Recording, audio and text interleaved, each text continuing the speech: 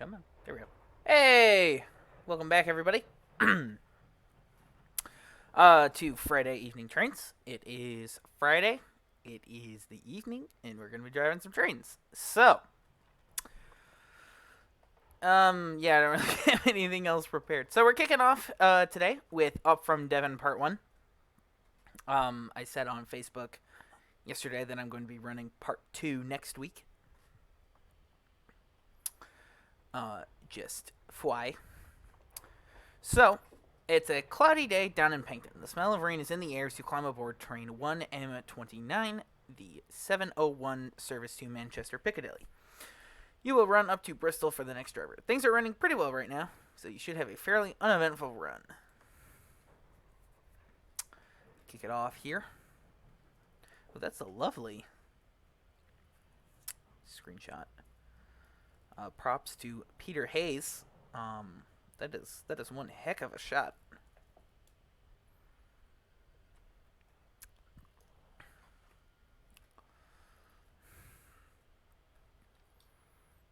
Of course, you can't go wrong with an A4 on the fourth bridge, but still.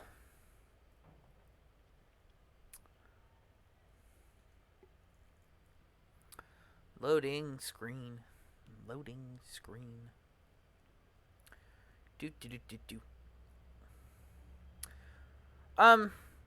So as I mentioned last week, I was working on a scenario for Granger Heartland. That is still in production. I had a kind of a long week at work, so didn't really get to it this week. I will try and get to it sometime in the next couple of days.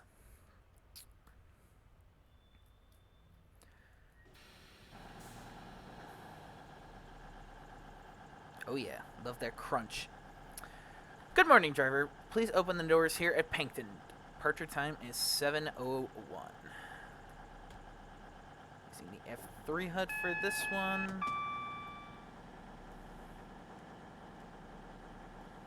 Turn off the cab light.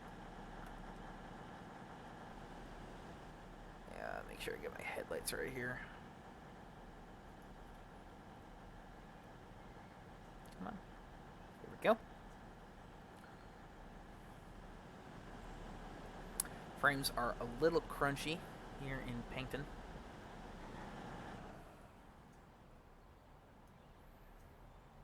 Yeah, this crossing is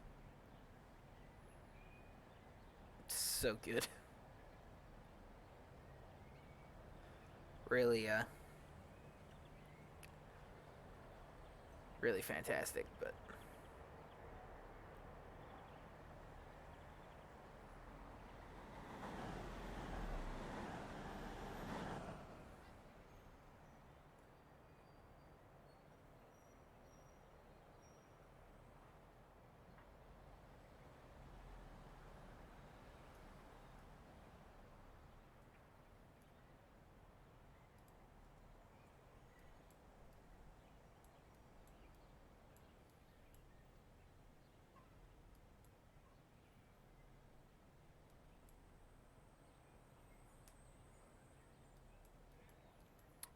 the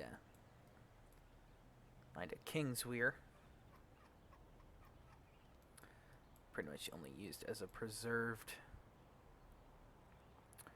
railroad now, but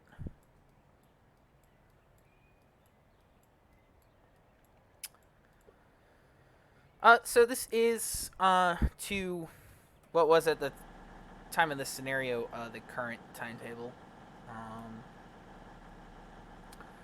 and we are calling at Paignton, Torquay, Newton Abbot, Teignmouth, Dawlish, and Exeter in this part. I think I might have chosen this service because on the second part, it actually is one of the few cross-country services that stops at Weston-super-Mare, which is kind of cool. Something a little different.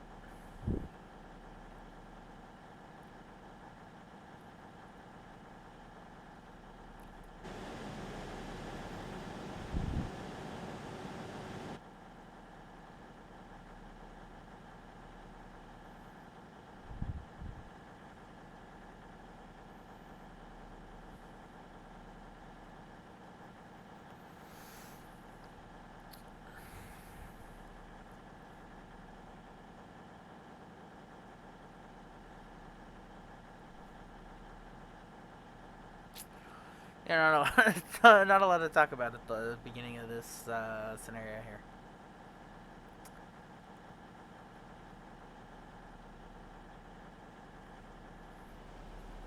So this scenario does use the Class 220, which was, of course, discontinued last year as a result of DTG's license agreement with, I believe it's Arriva, running out. Or specifically Arriva Cross Country. Even though the franchise was extended, I think, to next year due to the pandemic.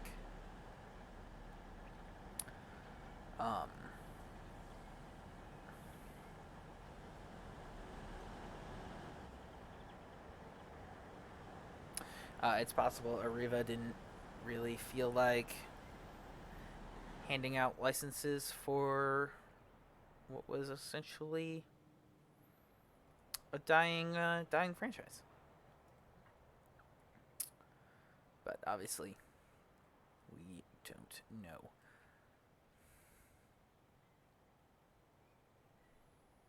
Look at the English channel here. Whilst we wait. Pankton. Be town. City? Village? I'm not sure.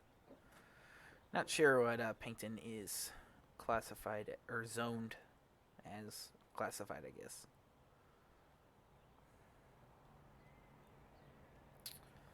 Alright. 55 seconds to departure now.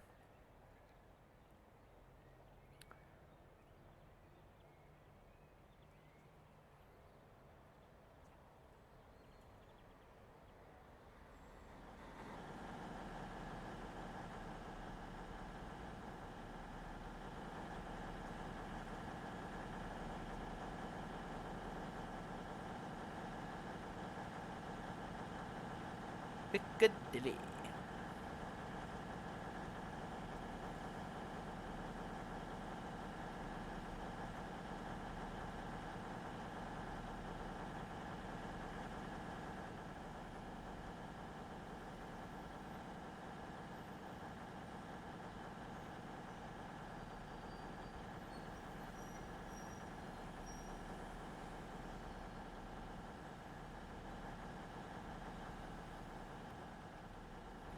$220,027.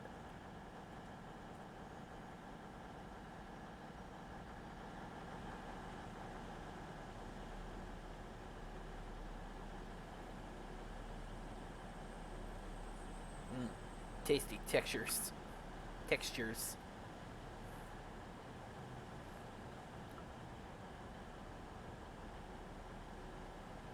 Dartmouth Castle. That one I can read. Exeter Cathedral, Gloucester Docks.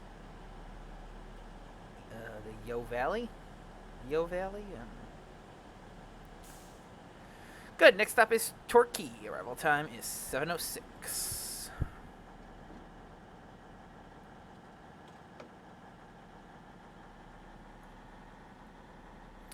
So the 220, at least in this game, has incredibly powerful acceleration. It's I mean, as you can see, I'm on 10% power, and we're flying out of Torquay here, so. I think we will have a chance to get up to 100 for a stretch here. After our stop at Dawlish. But for now, our next stop is Torquay.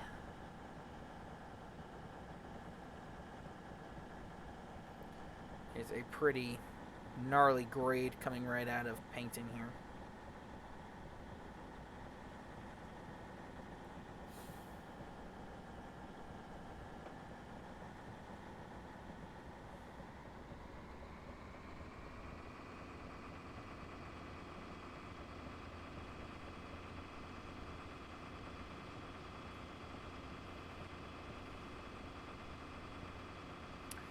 So this is the modern Riviera, the Exeter to Pankton route, as opposed to the Riviera in the 50s route, which is something else entirely. Well, not entirely. It's still the same route, but obviously set in the 50s. And it includes the it includes full scenery all the way to Kings Weir.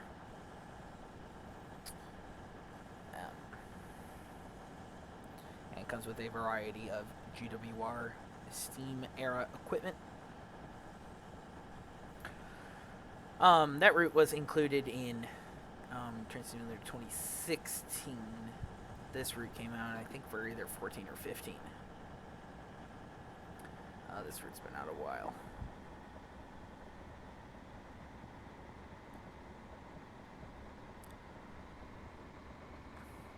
It's a little short, given that it's just Pankton to Exeter. I would have liked to see them probably do Exeter to Plymouth and the Pankton branch. Although I don't know that you could necessarily call that the Riviera. I'm not sure how far the English Riviera extends in that regard, but that would have at least offered a little more operational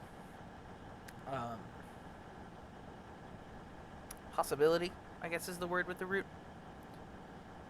Could have done a little bit more. You could have done the empty service of this train coming out of Lara Depot near Plymouth and running it up to Newton Abbot and then back down the branch. That would have been pretty cool. You could do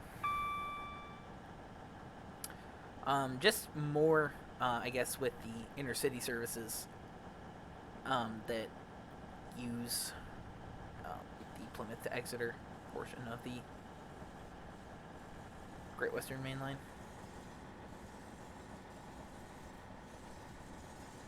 So, that's my only gripe, though. I mean, it's also a small one, but that's just something I would have liked to see. Coming down a 1 in 57 on our way into Torquay here.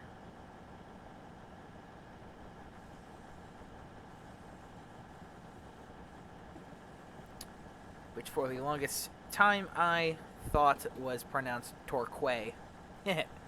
I was pronouncing it phonetically. And Torquay, many of you probably will know, is actually the setting of the show Faulty Towers, starring John Cleese.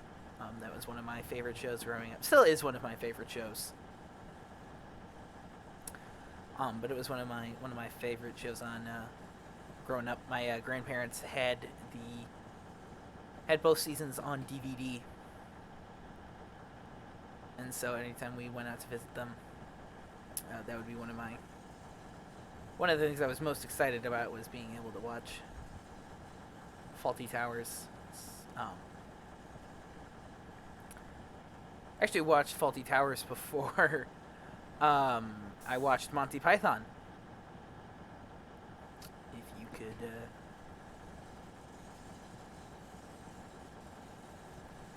believe that.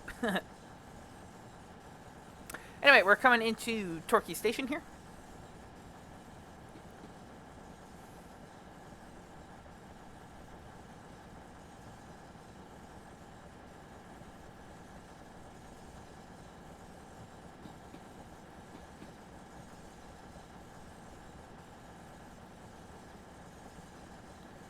We're running quite a bit ahead of schedule, so no real... there's no urgent need for us to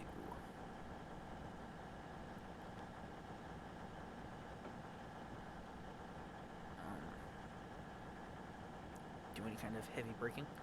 I'm going to aim for the 4-car stop, as is per usual. A little bit more braking, because I probably overshot it now.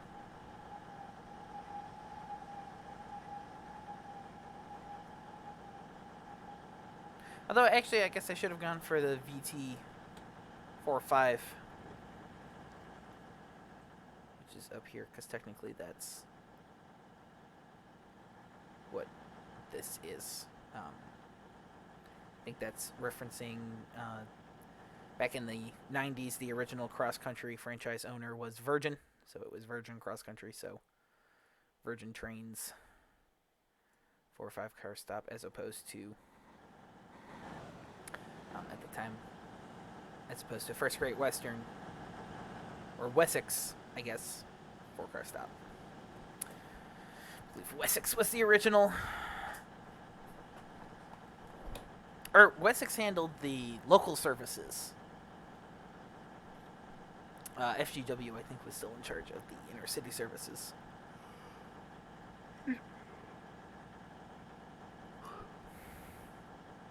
With that very attractive Merlin skin. That teal and white. Not skin, excuse me, livery.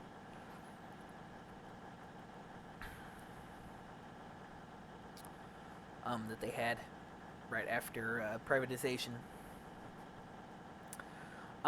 It's a bummer that they got rid of that livery. That livery looked really, really, really good.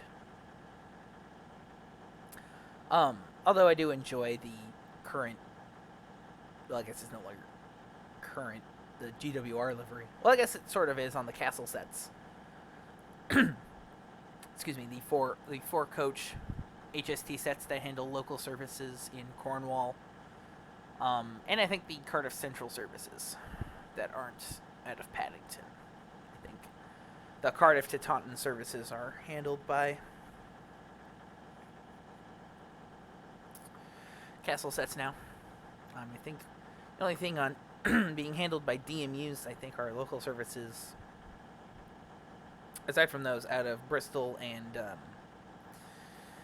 Bristol, Exeter, and Plymouth, and probably Penzance with the St. Ives branch, as well as probably the Falmouth branch, obviously the Gunnislink branch, the Avonmouth and Severn Beach branches, and all manner of other things I am probably forgetting. Possibly the ones out of Westbury, too. I don't know if those are being handled by Castle sets. I don't really know.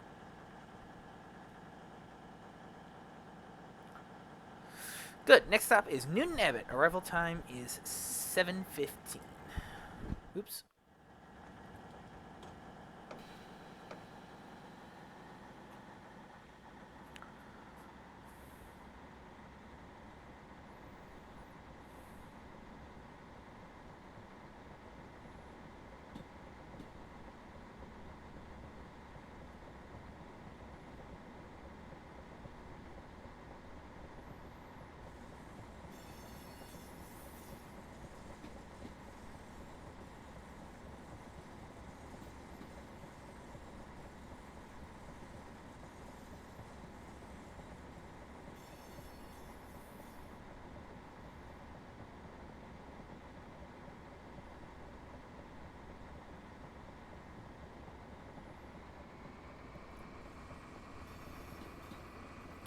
Another hard grade coming out of Torquay, heading up towards Newton Abbot.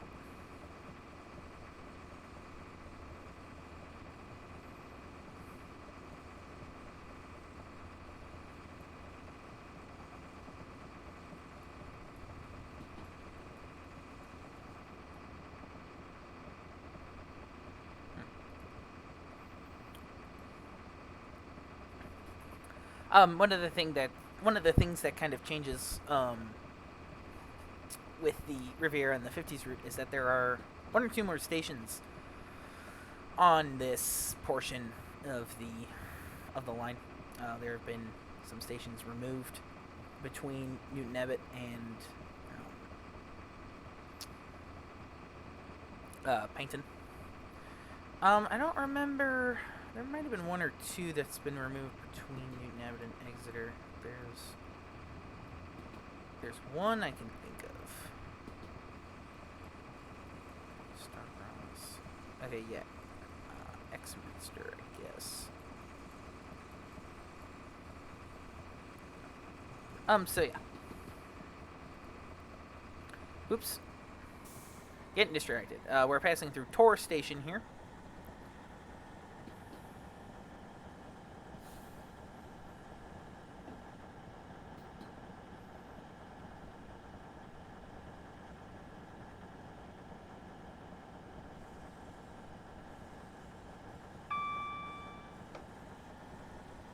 Bing.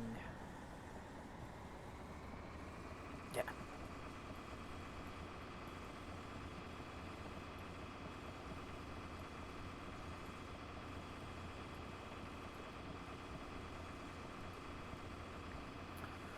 So I think this is set in either.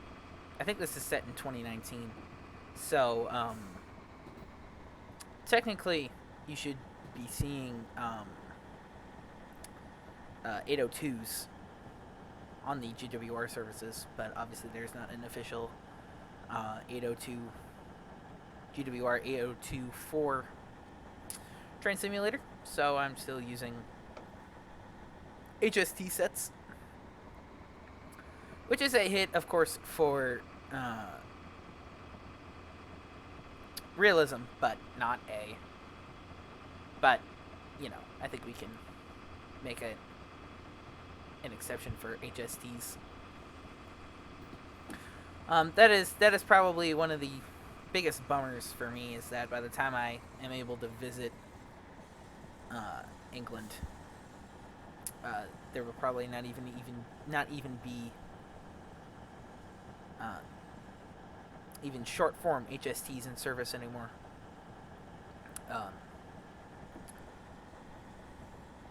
Although that depends. I don't know how long GWR and ScotRail have said they plan to keep their HSTs in service.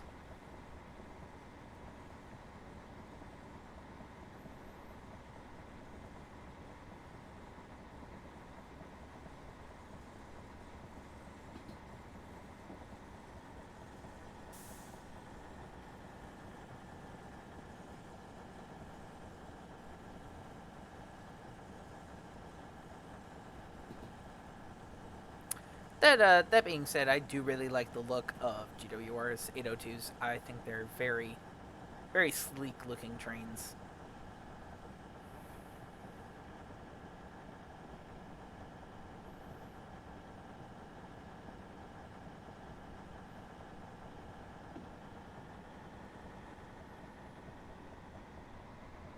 I guess it's one of those things that people's animosity towards the 802s is kind of understandable. Just because, kind of similar with the Electrostars, just the proliferation of them across the various British mainlines. Each outside of the HST, each each TOC kind of had their own idiosyncratic. Like obviously, the various East Coast franchises had the 91 sets.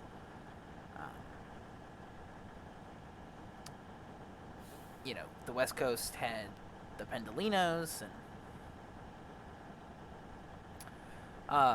all that good stuff.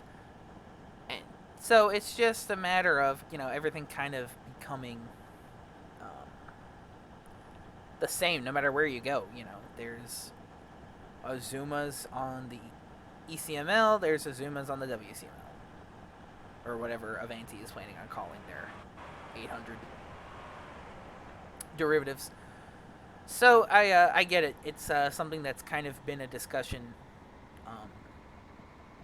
for quite a while over here in the States with the proliferation of the Evolution Series GEVOs over here on American Freight Railroads.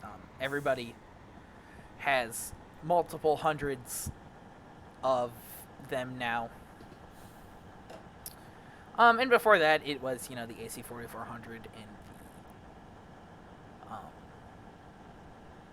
Dash 9, but to a lesser extent. Even in the era of the SD 40-2, which of course there were 4,000 total built, which GE actually surpassed that with AC 4400 production, and I think probably by now Gevo production.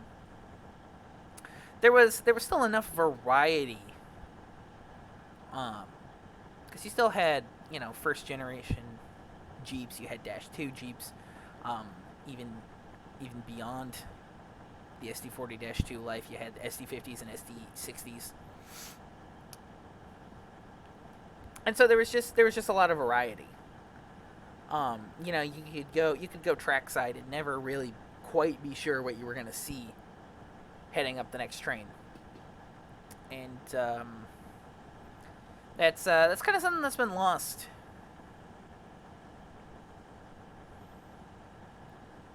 in the name of efficiency. Good or bad? I mean, there's a discussion to be had about it.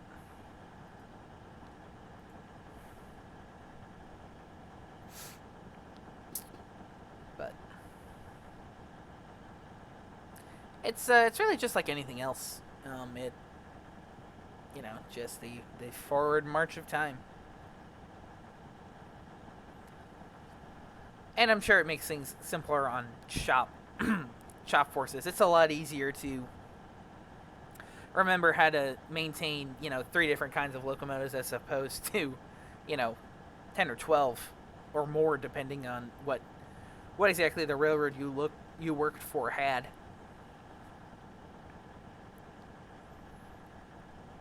Especially in an era where you had Baldwins and Alcos and Fairbanks Morris and EMDs and GEs.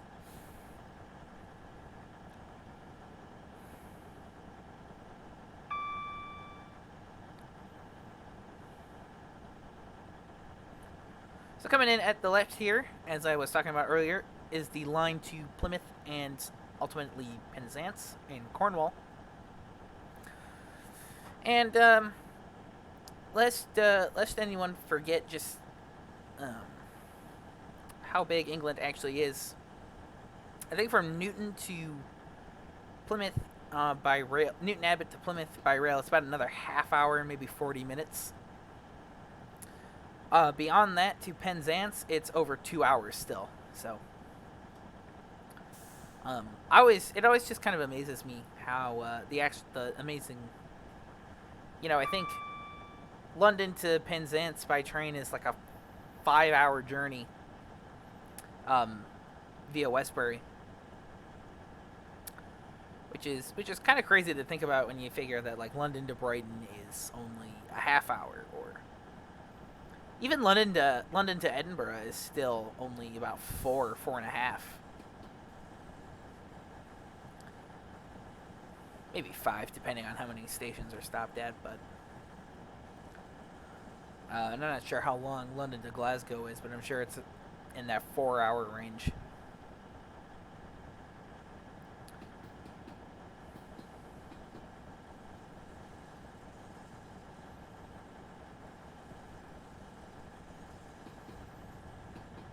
So, and London to Norwich is only, I think, 2 hours. London to Marylebone to Birmingham is only, I think, 2 hours. So yeah, it's pretty crazy to think how big the UK actually is. Obviously the Aberdeen to Penzance train journey I think takes like 13 hours.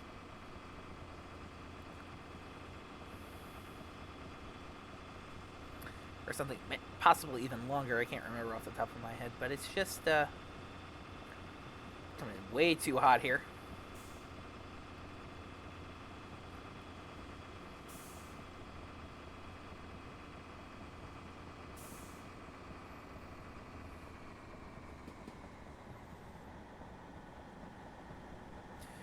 But you see, I say that, and then I remember it's a 3-hour drive just across the state of Michigan. So,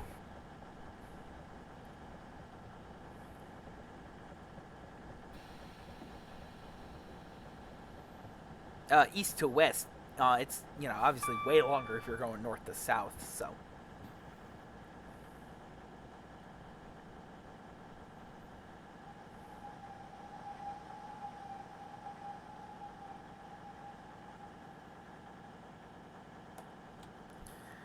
we are arrival at Newton. Whoops. Newton Abbott. Let's see how it did on my.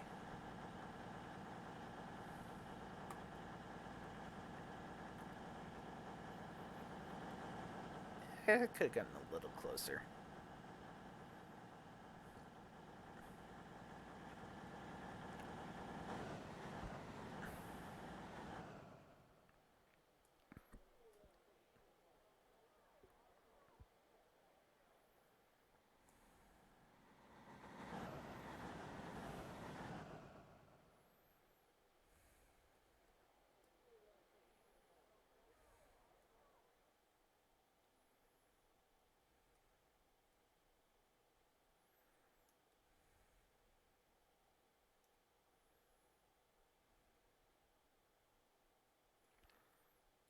Going off to the left here is the Heathfield branch.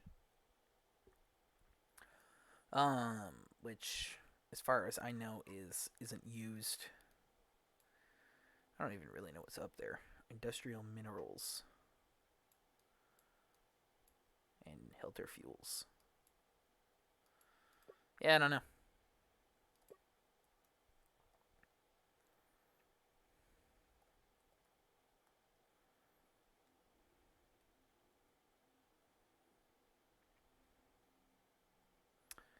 Hackney Yard, which I think might actually be used for engineering works now,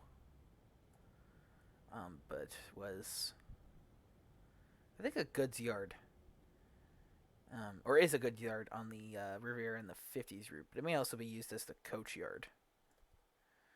As you can see, there were tracks coming through here into here. This definitely over here was the coach yard. There was even a roundhouse.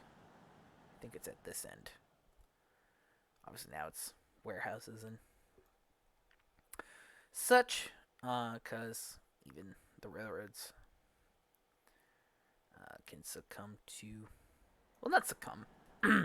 If you don't need it, you don't need it, and so you might as well.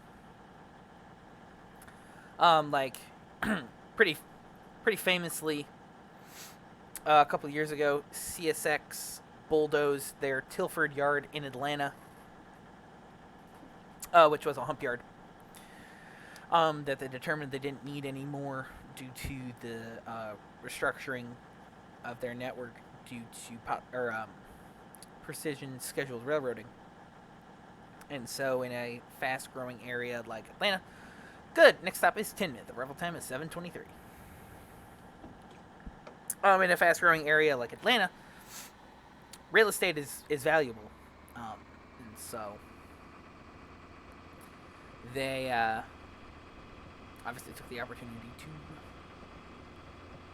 make what I'm sure was a tidy amount of money. Union Pacific did the same thing recently. They're closing their Global One yard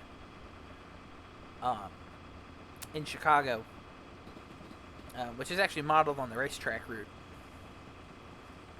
right outside of downtown. They recently closed it. Now, last I saw, they were planning on selling it, selling the land.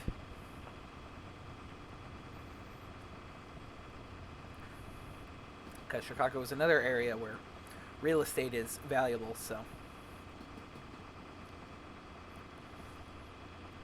Which I believe now means they're consolidating everything into Global 2 and Global 4, which is in Joliet.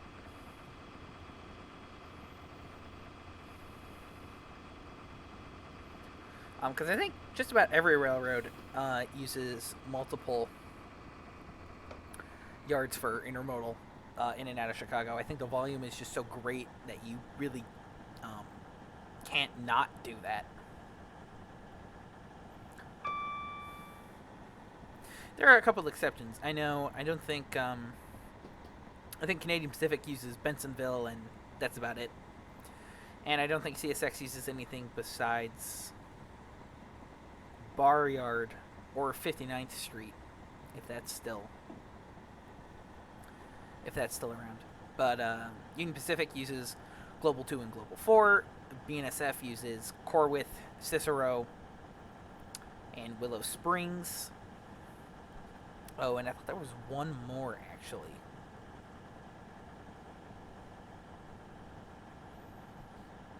Maybe not. Oh, I guess Canadian National only uses Markham, which is in Homewood. And actually, well, not accessible. You obviously can't go in there, but easily photographable from the Homewood metro station.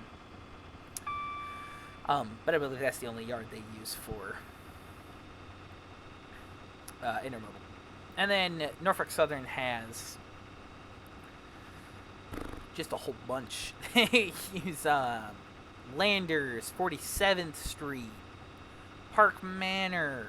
I think Coal Hour is used for intermodal. Ashland Avenue. Norfolk Southern has a lot of intermodal yards in Chicago. Probably because none of them are especially big. Oh, I forgot Union Pacific also has a Yard Center on the south side. I believe that handles some intermodal. I don't know that it handles a ton, but it does handle some.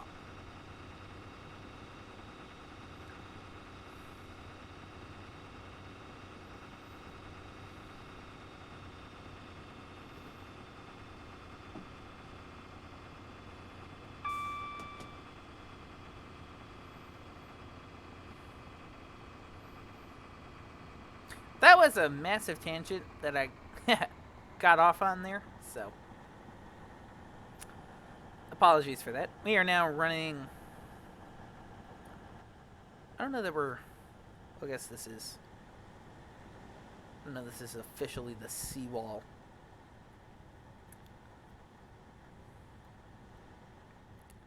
Maybe not, this is just an inlet along the channel. But we will be running along the seawall in not too long. Pretty famous bit of railway along here. You're running right along the coast of the English Channel, and is also famous for flooding. Every few years, there's an especially active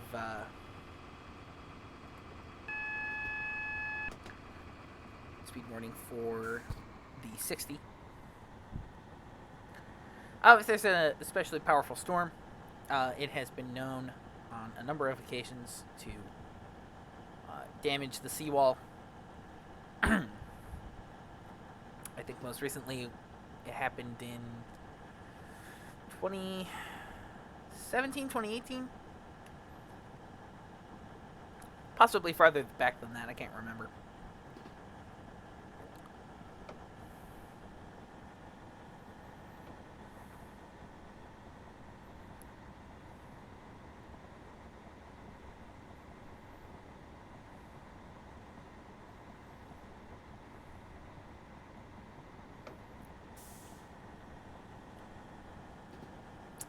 So this is one of the... coming up here just past Tinmouth is one of the few sections on at least the Great Western Main Line with bidirectional signaling.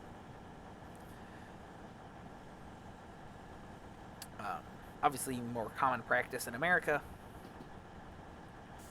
Not so much in the UK, which, I mean, makes sense. The volume of trains handled by UK main lines kind of precludes excuse me, two-track operation. And everything, since it's run to timetable, kind of doesn't need it. Whereas the more free-form, in quotations, nature of American railroading makes it almost a necessity on any busy mainline. Which is kind of fun. Every once in a while, I'll get, if I'm especially bored, I will load up the Norfolk Southern Chicago Line West layout on ATCS monitor and just watch the dispatcher figure stuff out, especially if it's a busy day. The best time to do it is in the evening, right around the departure time of Amtrak 365, which is the eastbound Blue Water, because that kind of kicks off a string of relatively close Amtrak departures out of Chicago. That's the Wolverine, the Paramarquette, and the Capital Limited. All leave Chicago, and I think within about 2.5, 3 hours of each other.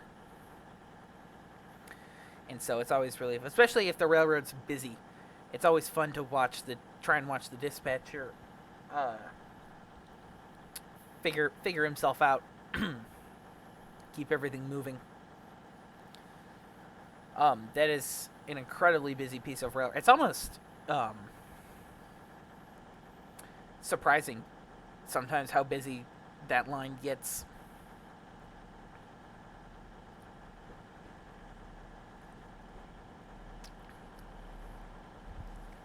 It has to be an incredibly slow day for you to sit along that line anywhere for an hour and not see a train.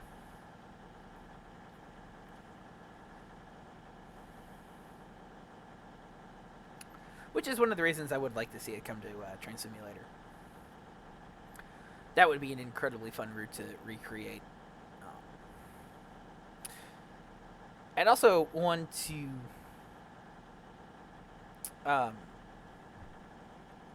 run in like a dispatching simulator in the style of SimSig. Preferably one that was free to play. Obviously, I know Train Dispatcher 3 and 3.5 exist, but they cost money. Nobody wants that. Nobody wants that.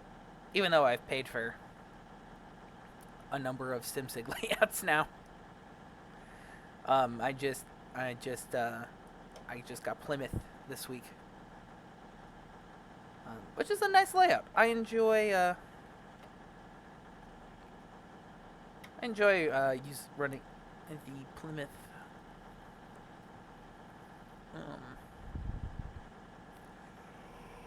Oh, excuse me. The Plymouth layout.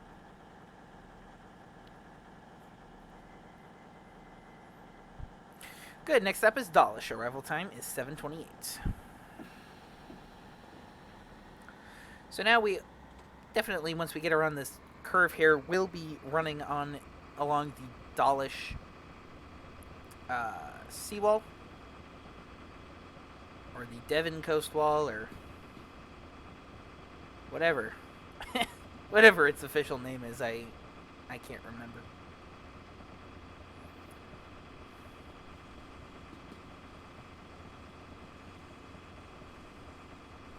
Actually, I have the Exeter SimSig layout open. Not intentionally. It just kind of happened, but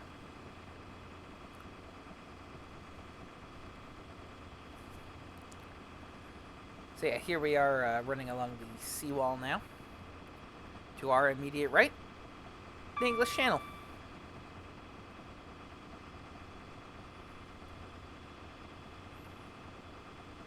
And I should say, this is an incredibly scenic stretch of the railroad.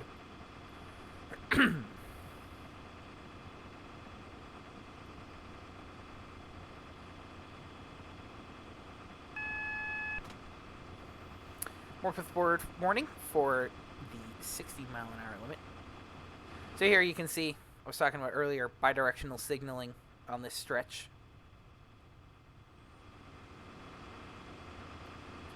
And we are going to miss that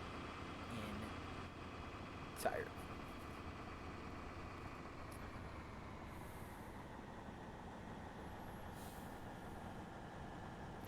So as I said earlier, Dawlish is going to be our last stop before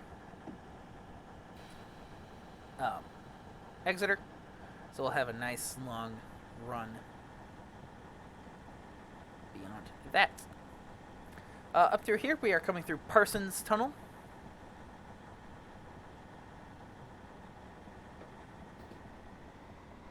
Oh, my instrument lights got turned off. Nope. They didn't. There's just no instruments up there.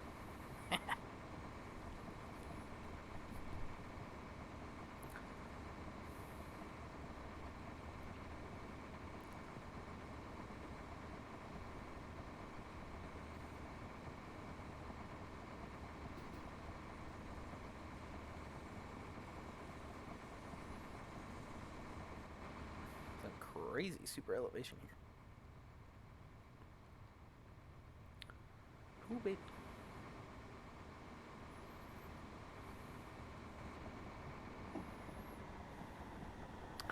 So coming up in rapid succession here, we are going to pass through 4 tunnels, starting here with Clerk's Tunnel,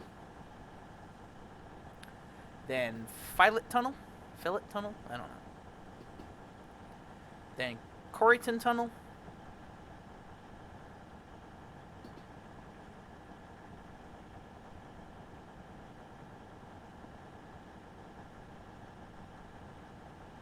and finally here, Kennaway Tunnel.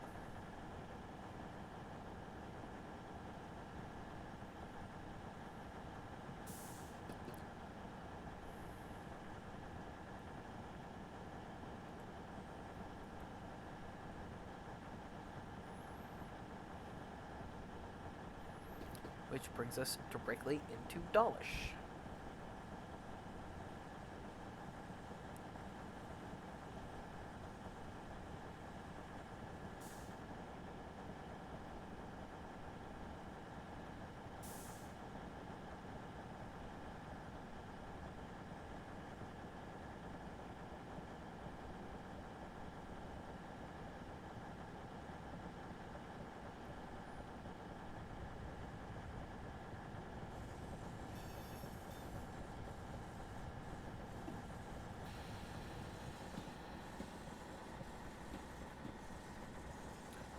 Again, we have plenty of time here.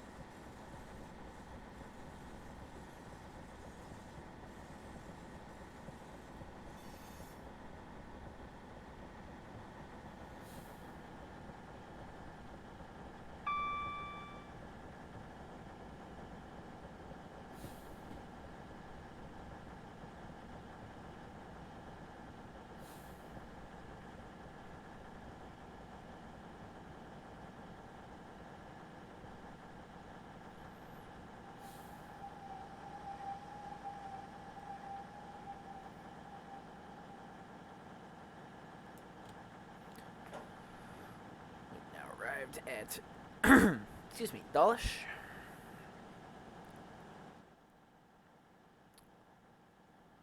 So I think along the boardwalk here, there's a ice cream shop. I believe in the Riviera and the 50th route, this is actually a sandwich shop. Sandwich stand. Sandwich.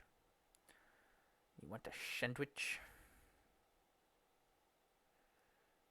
I can't talk. I think there's also a mini golf course. Oh, that's pretty.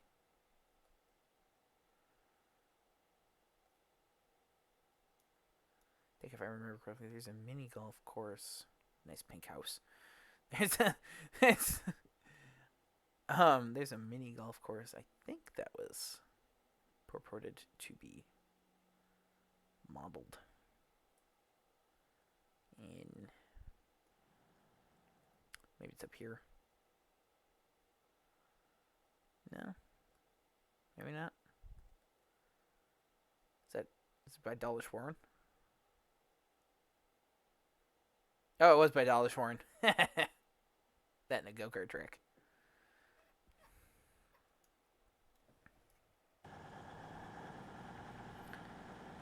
Oh well, let's just watch the sun come up over the channel.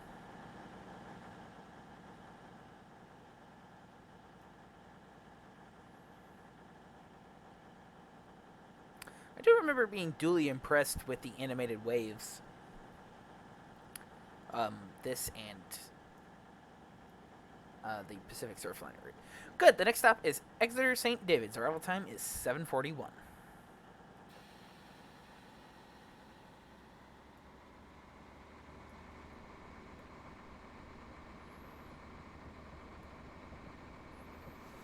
So we are going up to 75 miles an hour for our speed limit here.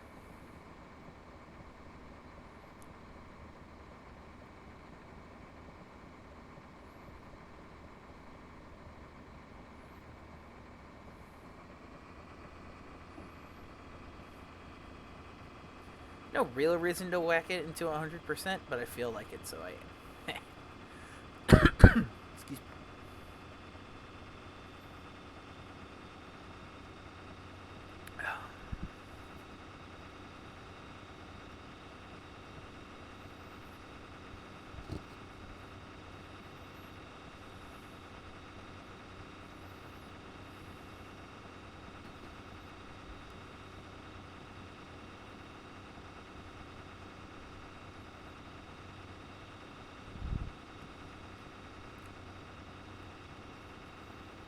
Such a pretty portion of the route, and I'm sure the game doesn't do it justice, and not in a this route is so bad Dovetail games can't do anything right kind of way. Just I don't think anything could capture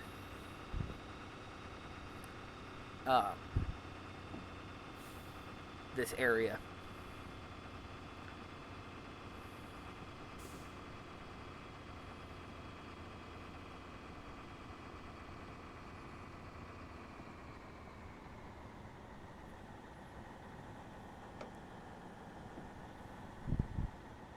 Need to do less speeding. Gonna get my two-tone to work there. Whipping around this curve, we are now coming through Dawlish Warren.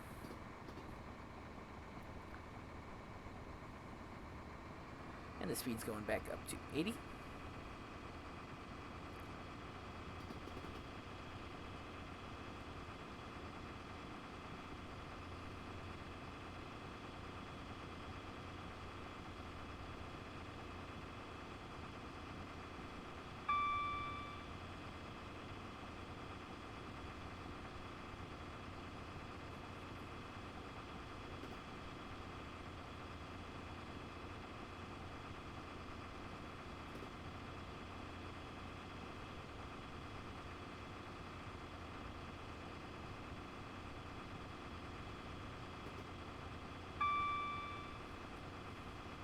And that's me. This is why you don't text and drive, folks.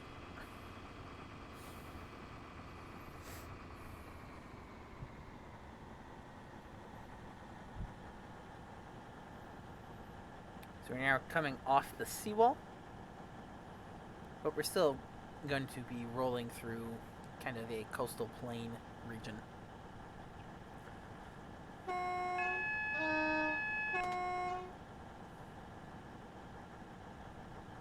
Not sure why that Morpeth board is AWS for 5 miles an hour, but it is.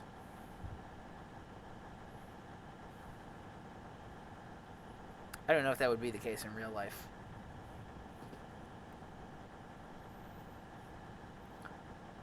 I mean, obviously you don't want to be speeding at all, but in the grand scheme of things, I fail to see how. I fail to see how 5 miles an hour would lead to the imminent peril of a train anyway.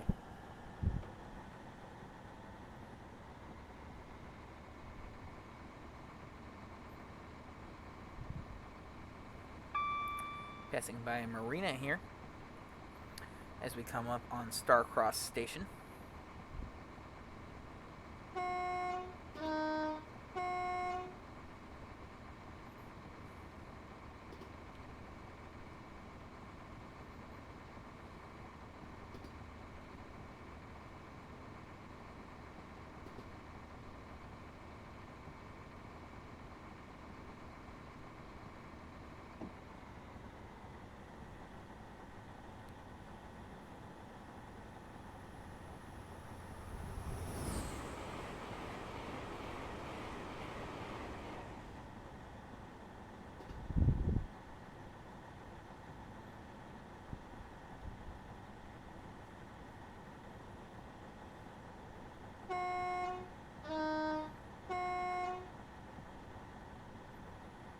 don't know if it's too early to be blowing for grade crossings, but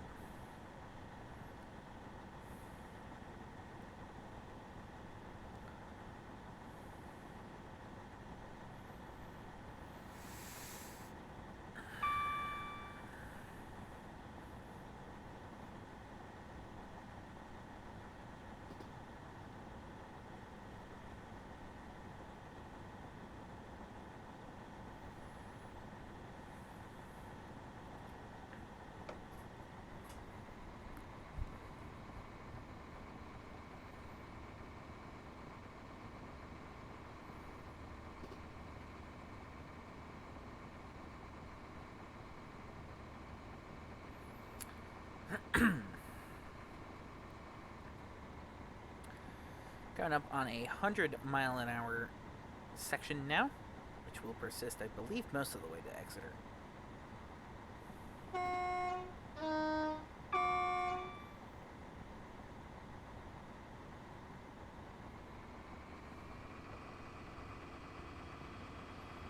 And after last week's little mishap, I just want to say I did go in and verify that the start times of both of the scenarios today were correct. But if you noticed,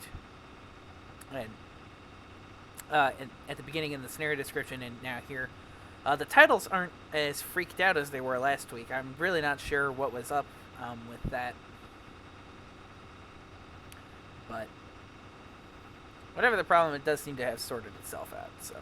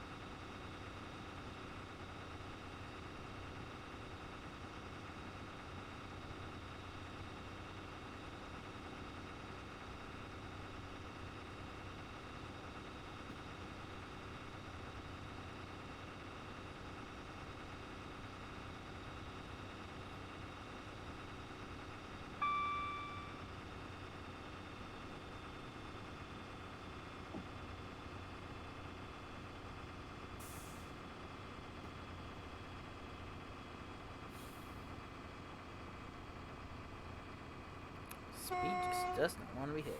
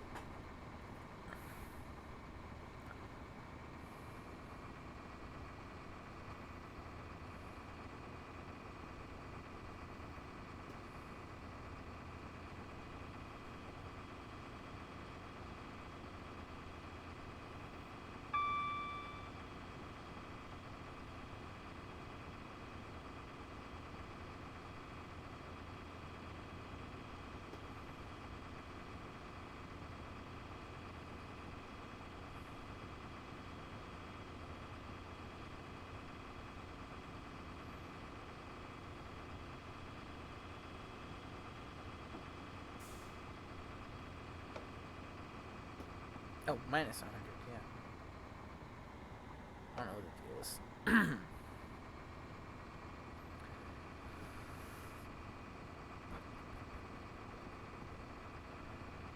For some reason, I thought the brakes were being goofy.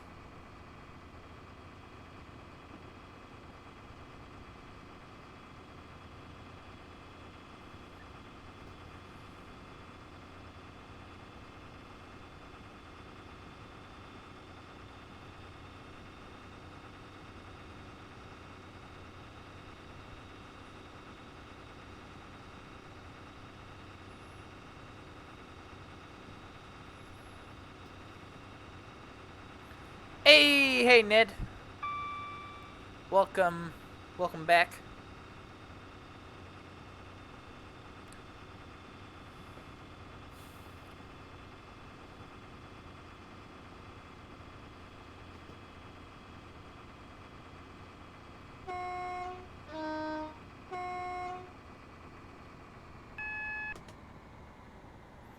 It is going well. We are almost to our destination of Exeter.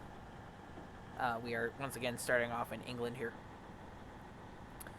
But we are almost done. We're going to be switching over to America shortly.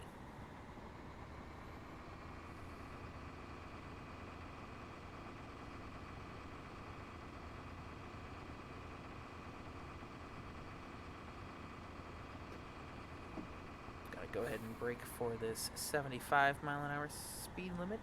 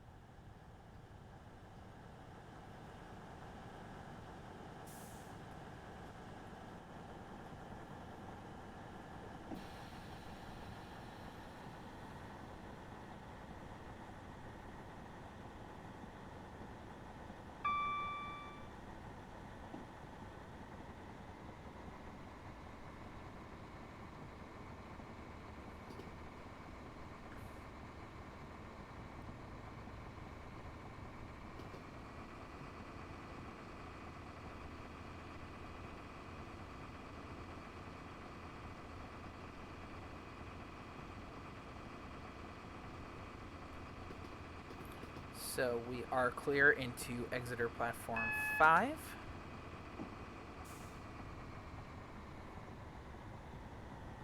We have a 45-mile-an-hour speed limit coming up.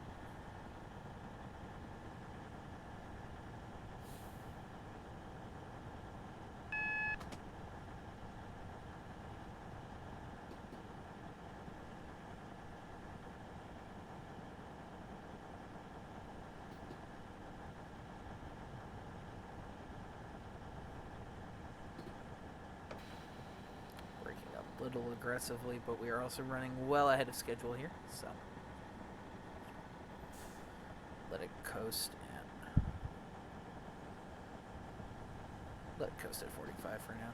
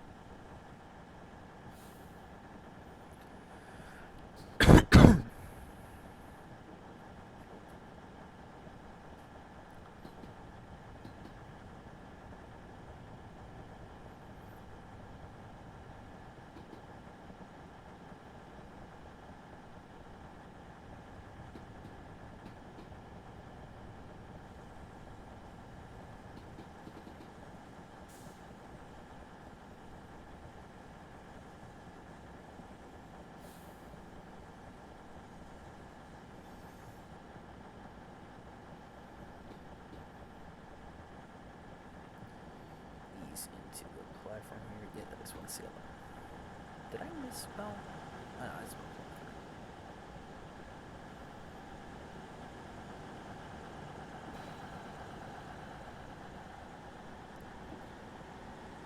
a little bit more.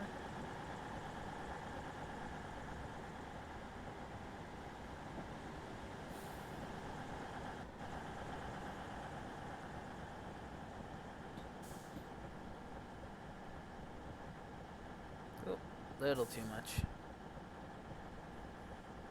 But that's fine.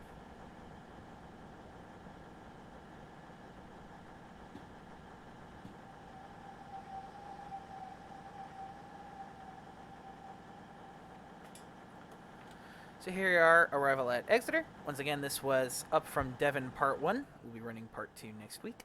And as always, it is available on Workshop. And just while we wait for it to close out here. So this line that goes to the left here is the line to Exeter Central and the Exmouth branch. And of course the line to Salisbury and ultimately London Waterloo. But I think at the time I made this scenario, there wasn't a class Southwest Trains Class 158, or excuse me, there was, but I don't think I hadn't. I didn't own it yet. That is what I'm trying very hard to say.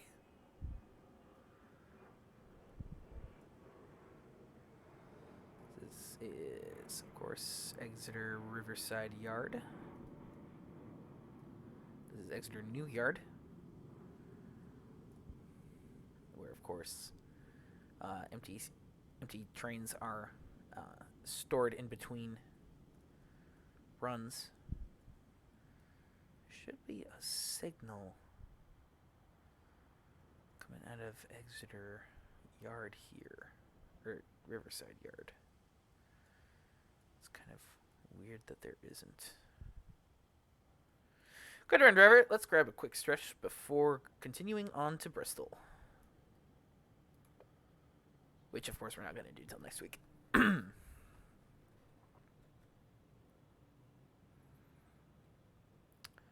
It's thinking.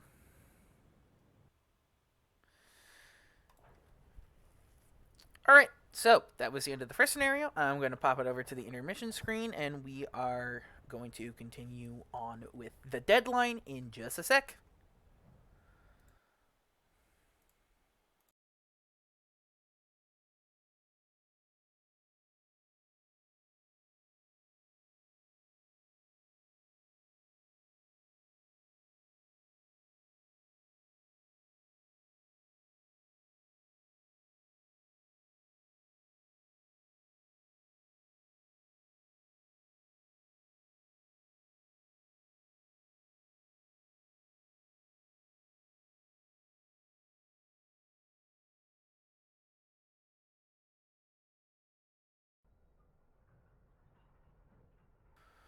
Alright, so we are back with the deadline for the Donner Pass route, which I don't think I've actually run on this stream before, so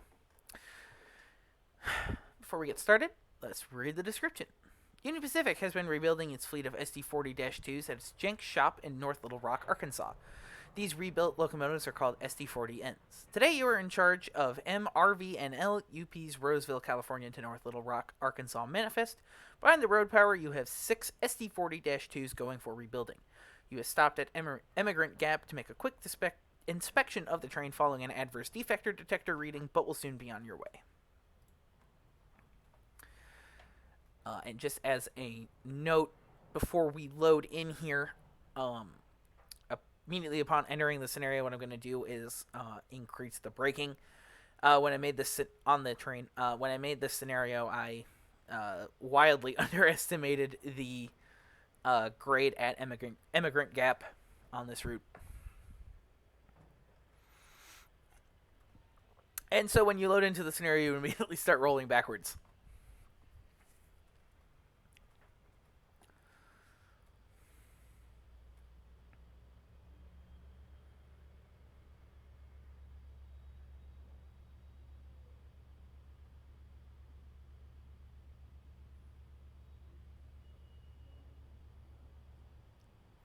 So, Donner Pass was one of the routes I was most originally excited to get way back when I got this route, because my dad got the Great American Railway Journeys DVD set from the library.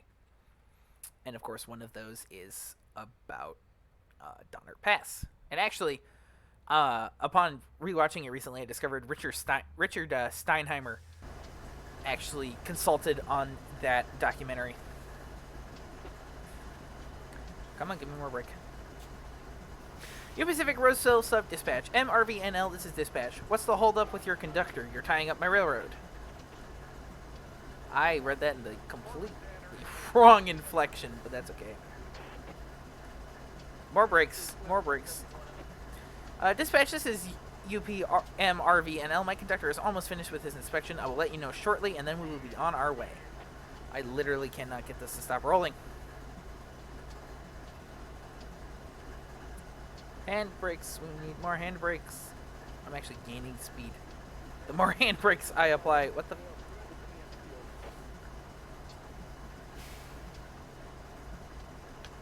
You know what? We're going to do this.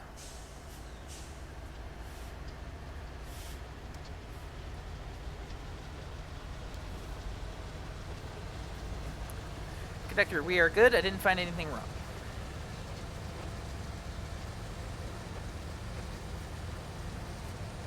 Put on the name Sander.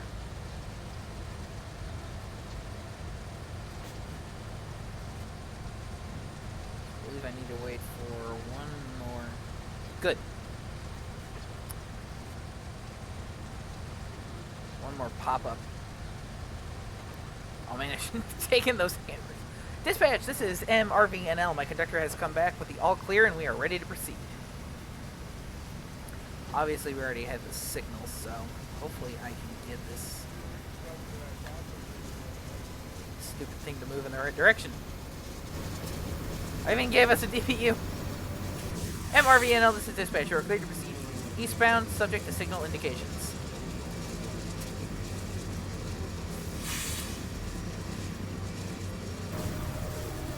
I really hope I don't derail it trying to do this.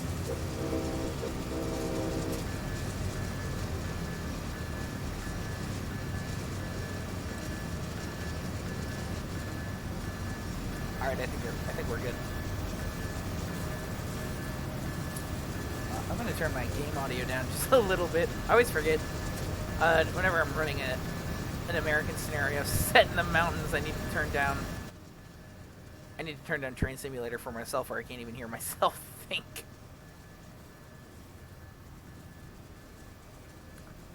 Let's get another manifest here.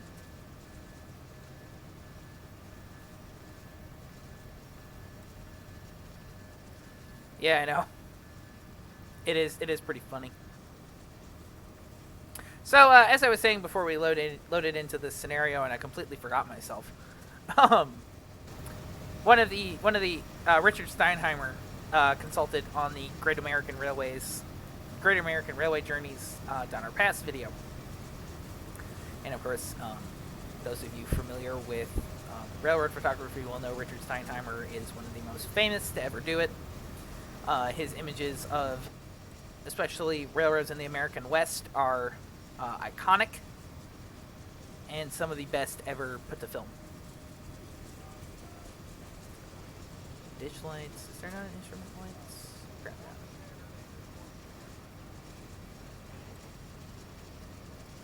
that. But that was always one of my favorite ones to watch. I believe it was filmed in around 1992,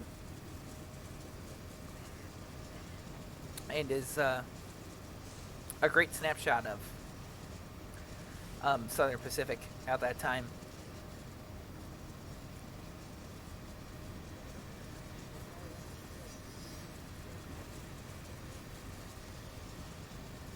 Turn the wipers off while we're in the tunnel here.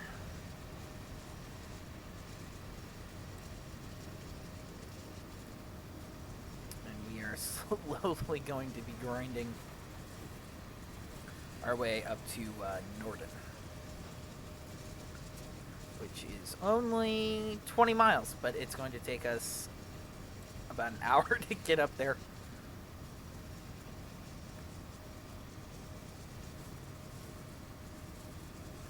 So, Donner Pass is, of course, also part of the original Transcontinental Main Line.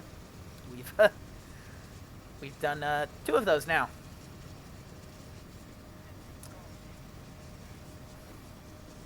Back-to-back weeks on the original Transcontinental Main Line, which wasn't intentional. That just kind of happened.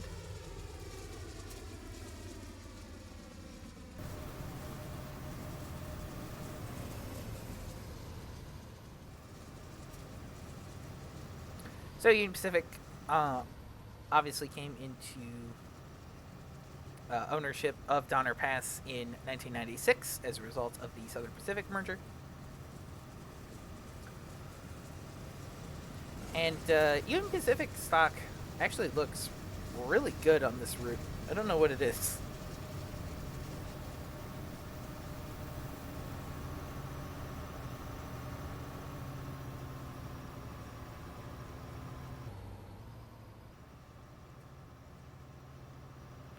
Our collection of dead in tow SD40-2s.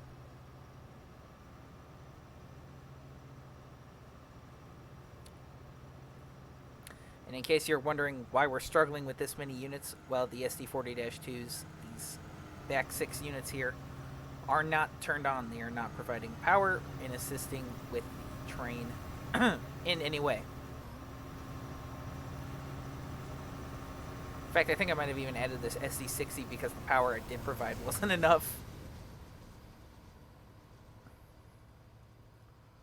So let's set up on this nice S-curve here. And we can watch the train.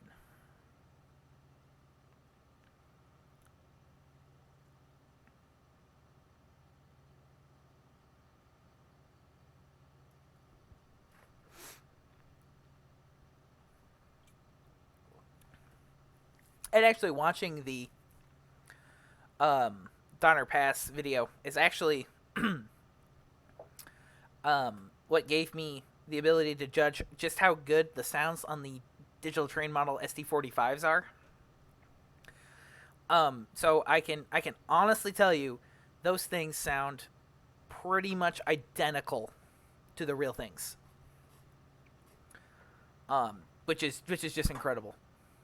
How great the sounds on those locomotives are.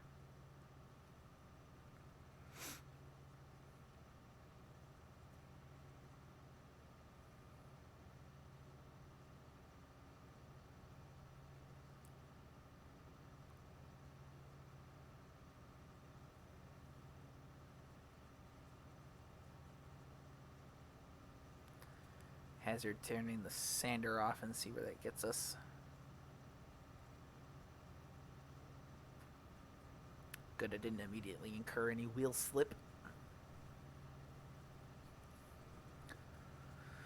So this is an old one of mine, 182, which puts it at probably 5-6 years old, at least.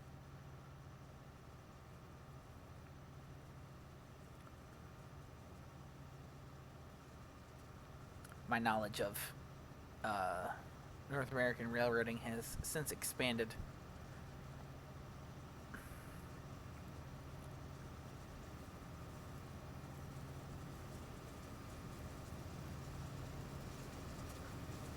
Yeah. Go away. Yeah, right.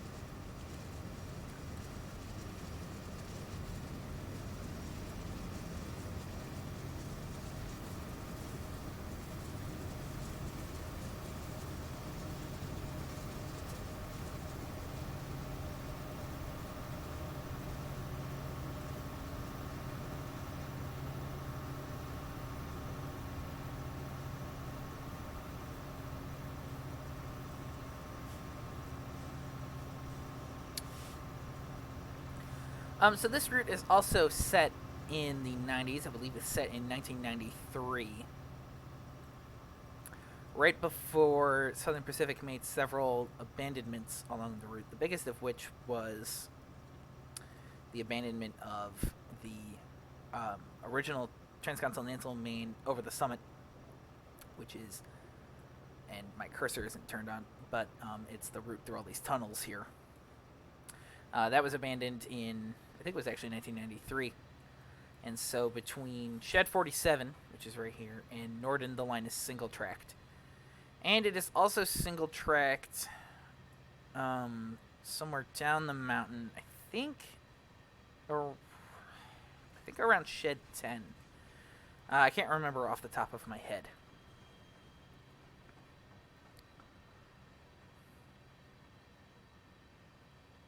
But there are a couple of single-track portions. Now on the line. Union Pacific has, I think, for several years now, looked at the prospect of drilling another bore next to the current Tunnel 42, Tunnel 41, excuse me, which is this big straightaway right here. Um, I don't remember when Southern Pacific built that, um, but I think, you know, Tunnel 41, as it is I think over 2 miles long, and so drilling another adjacent bore is probably not a cheap prospect, I would imagine.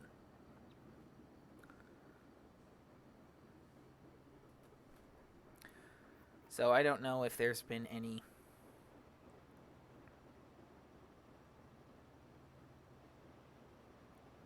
sort of progress on that. But another interesting thing about Donner Pass is that it's actually one of the places that locomotive builders have tested their production models. I know specifically GE was testing the Tier 4 Evolution series on Donner Pass to check how it handled high elevations such as these.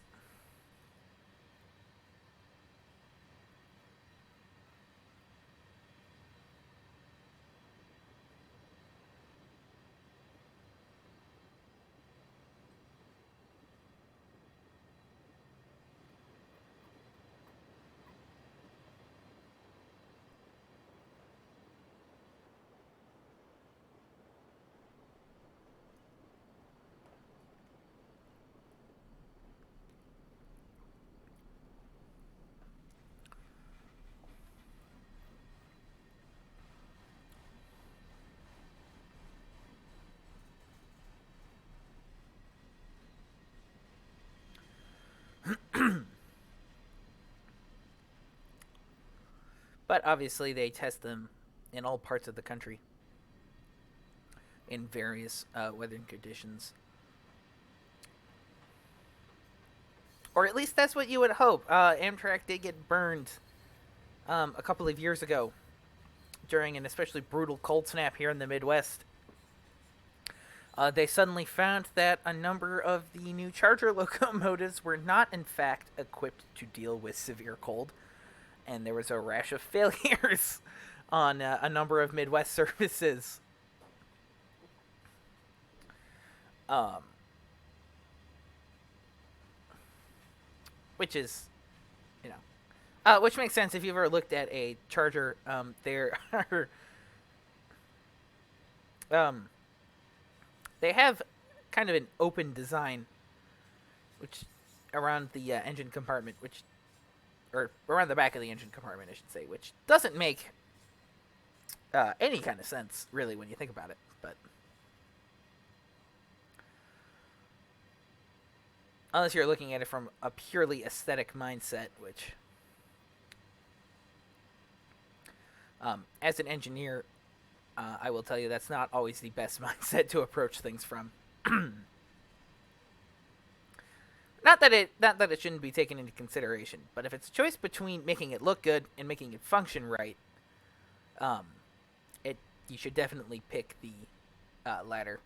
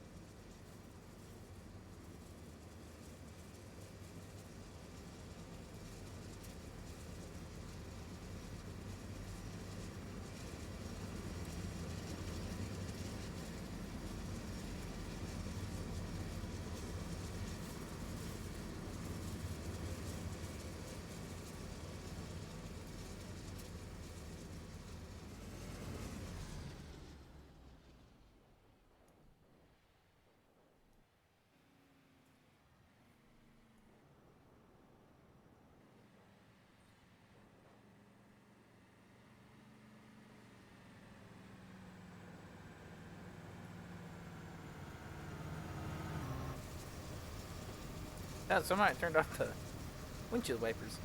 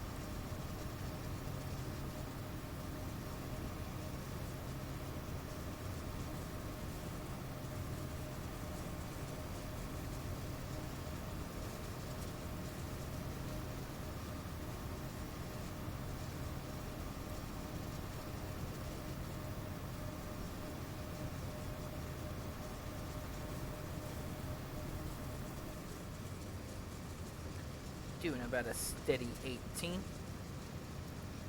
which is pretty good. Definitely shouldn't be expecting a whole lot more. So it's good.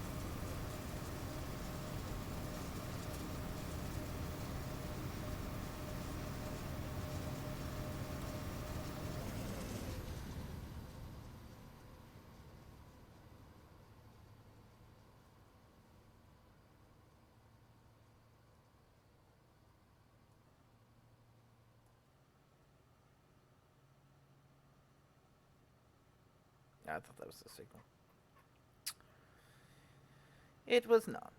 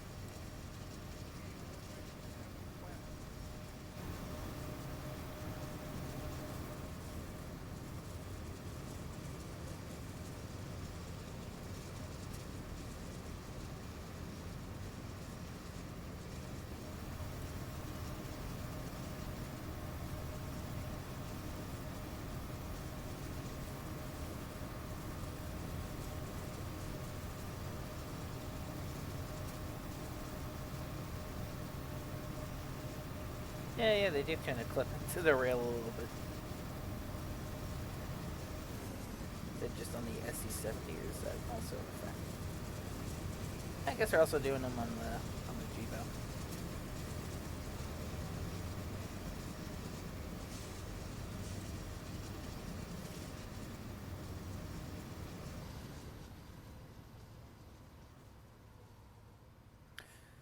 Now, see, here we're getting into one of the bigger problems on the route, which is that there are these random flat spots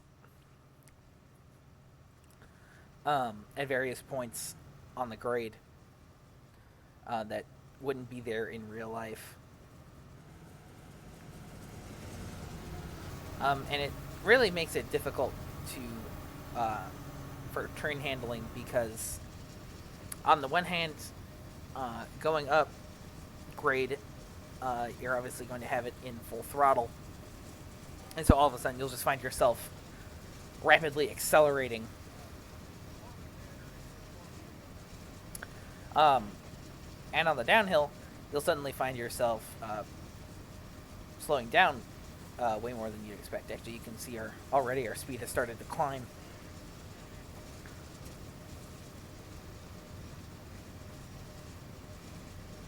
Turn off the headlights out of courtesy,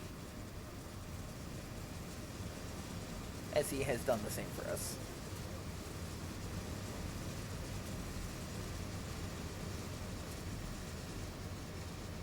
I don't know what the rule of thumb is for how long you're technically supposed to wait before flicking your full headlights back on, but once these two single stacks pass, I think it'll have been a reasonable amount of time.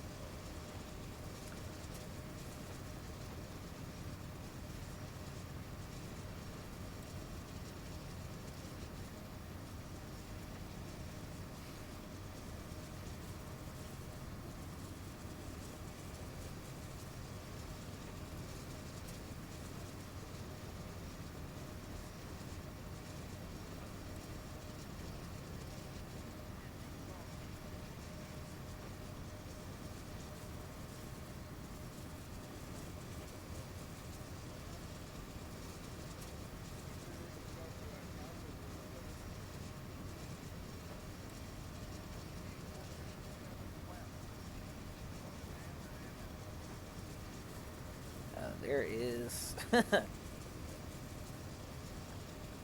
there's not a lot to say for this one. There is...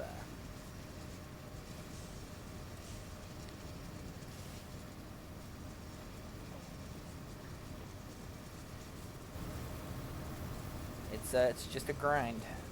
It has to be grinded. Ground. Oh, excuse me, what have you?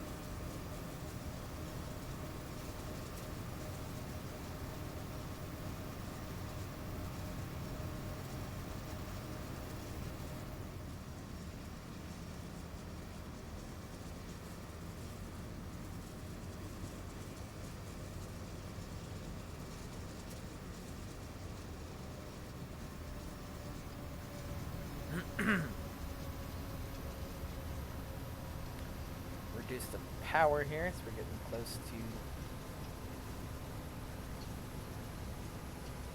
going over 25.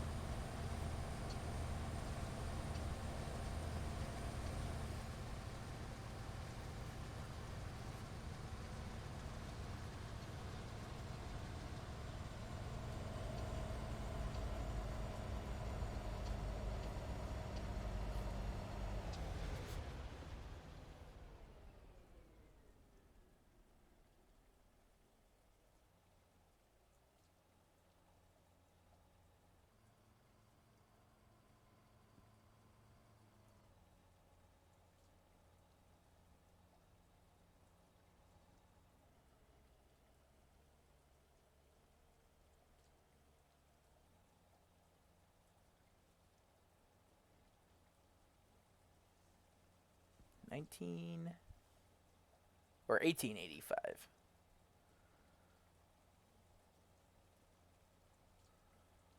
I'm not sure. I'm really not sure what actually, and if it says.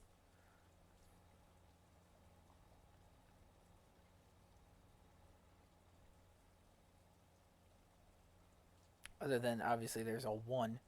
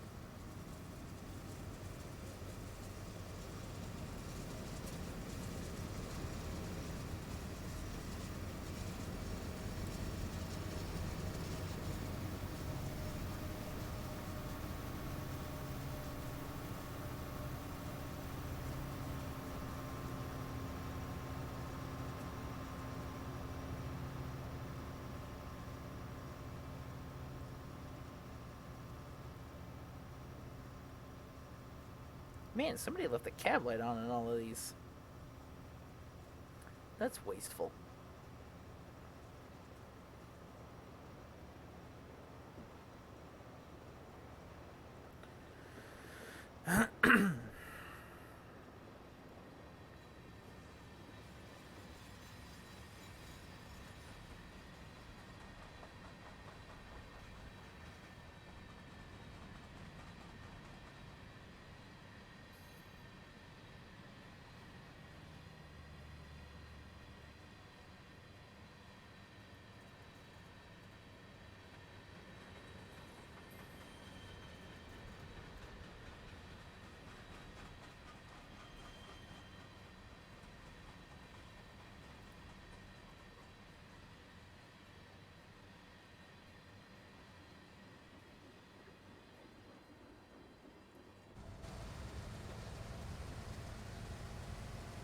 Very spicy.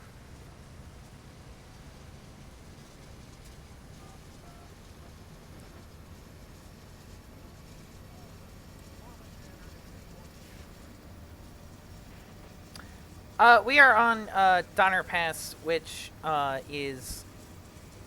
which spans the California-Nevada border, but we are just going to be in the California part today. I think the Nevada state line is somewhere in this area, or maybe over here. I can't remember for sure.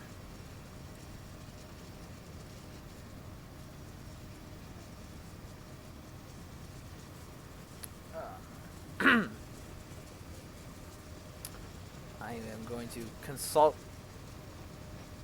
Google's Maps real quickly.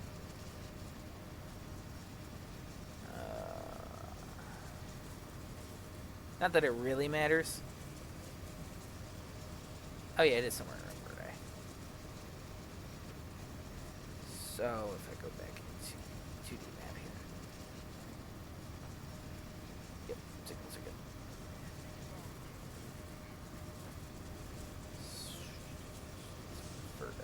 Yeah. So the state line is somewhere in this stretch of track that's on the screen here. But more to the point, we are in California.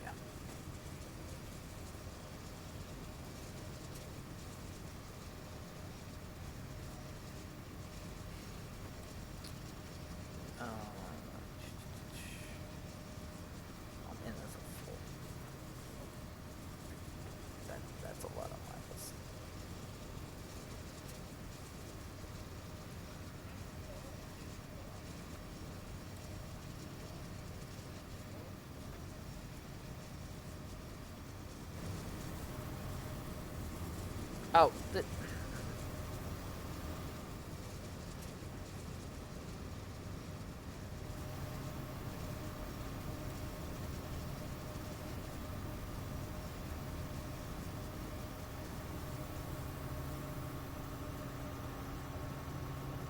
you pass through locations like these, it gets really easy to see why building this route was such a challenge. I think pretty much all the rock on this in this area is granite, um, very hard granite that all had to be blasted away. So,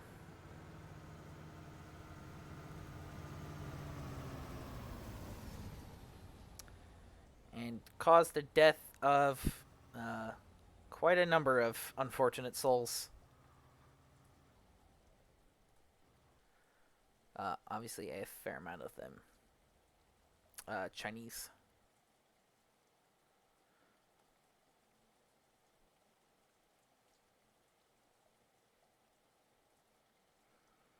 So this is one of my pet peeves about this route. And if you're not familiar with American railroading, this won't entirely make sense to you. But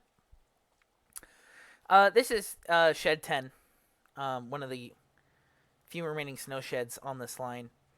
And the biggest problem with that is that this signal configuration implies universal crossovers. That is, crossovers uh, that allow trains in either direction to switch between Main 1 and Main 2. In reality, that is not what is uh, this configuration is. It is only for um, westbounds going from, I think, westbounds going from 2 to 1 or eastbounds going from 1 to 2. Not the other way around. So, really, if I go back to the signals here.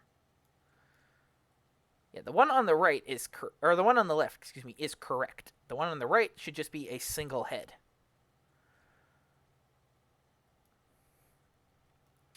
Um, Again, kind of a nitpick, but and not something that really matters in the ultimate scheme of things. It's just something that bothers me and bothers me quite a bit. And I mean, it's one of those things where, like, you know, people call DTG out on that kind of thing, and that's a fair criticism. I mean, a lot of the criticisms leveled towards Dovetail um, are fair. A lot of them are not,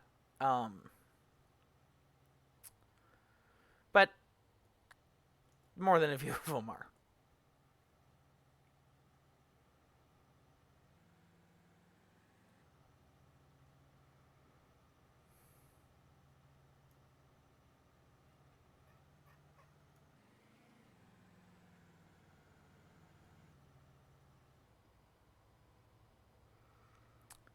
But I still really enjoy this area.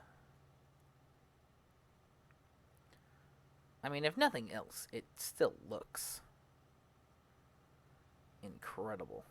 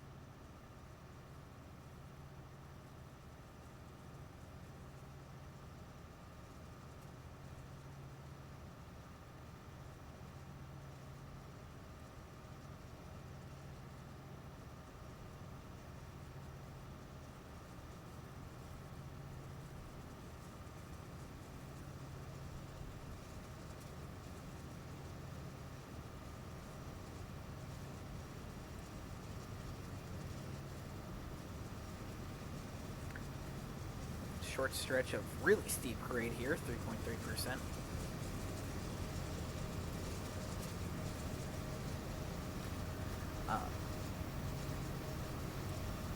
Which basically means for every 100 feet traveled horizontally, the elevation increases 3 feet.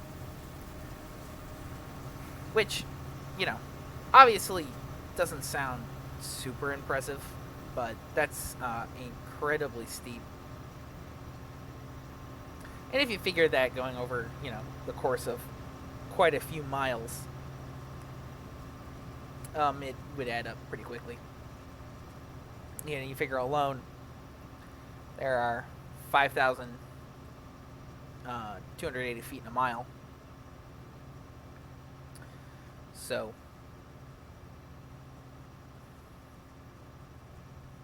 or basically 528 feet segments. So, times 3.3 feet. That's right there, 1,700 feet in elevation. Now, obviously, that's not sustained on this route. We've already dropped back down to the 1.9. But you can see on very long, very steep mountain grades, the elevation change adds up very quickly.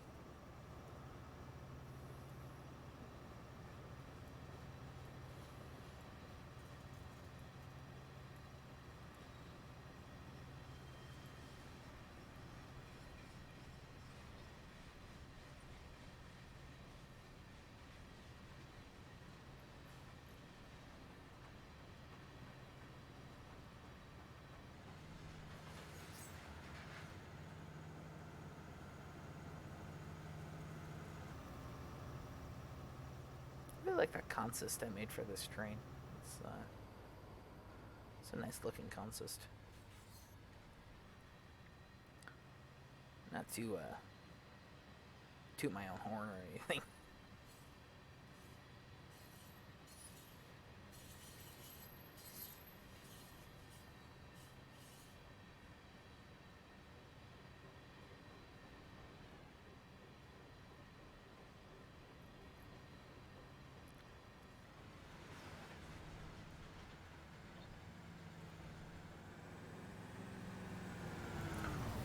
And to be honest, this is probably one of my more basic scenarios, being that it's just a straight end-to-end run where you're not doing a whole lot.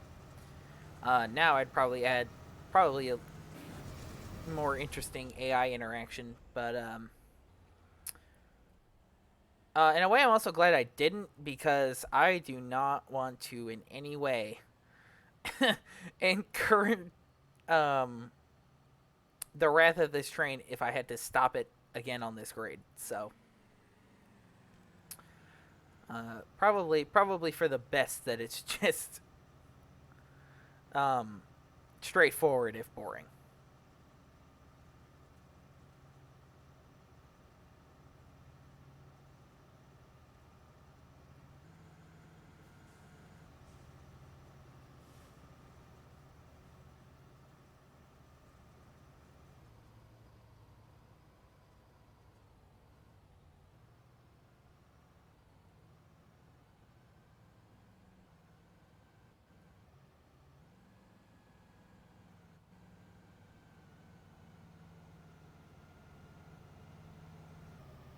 What's in the tunnel?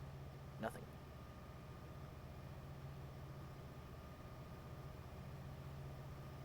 Nothing's in the tunnel yet. Oh, now something's in the tunnel.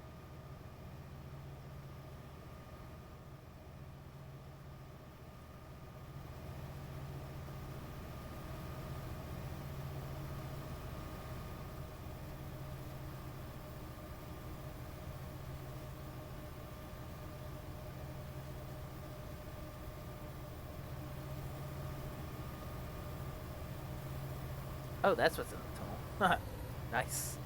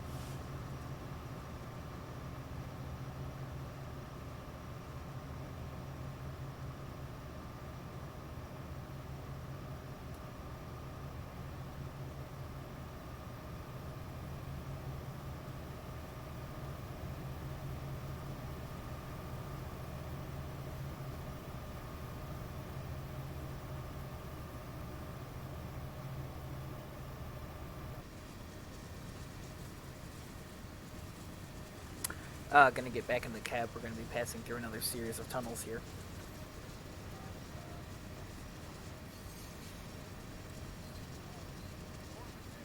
I saw a statistic once a while ago. I don't remember if it was just Donner Pass or the Southern Pacific system as a whole. But one of the two had more total tunnels. Um, it must have been the Southern Pacific system as a whole. But it has, might still have, more tunnels on it than any other Western Railroad combined. Every other Western Railroad combined. Um, which is pretty impressive to think about because Rio Grande had quite a few tunnels going through, both going over Tennessee Pass and going through the Front Range on the Moffett route. But outside of that, I guess when you think about it, no other railroad really had that many tunnels. Union Pacific had a couple on the overland route between Ogden and Omaha.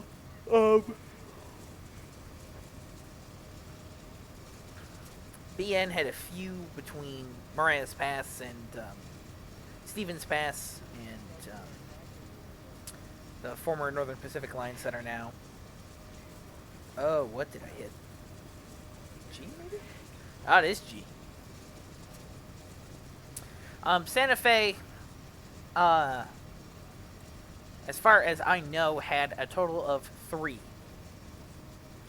One in Arizona and then 2 over Cajon Pass, which actually don't exist anymore, being as they've daylighted those in 2007 when it was Triple Trek and Cajon Pass. So the former Santa Fe, at least the Transcon, now only has 1 tunnel total between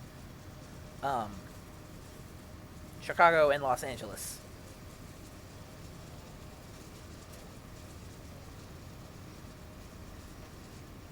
Which is a very impressive, or very kind of very surprising.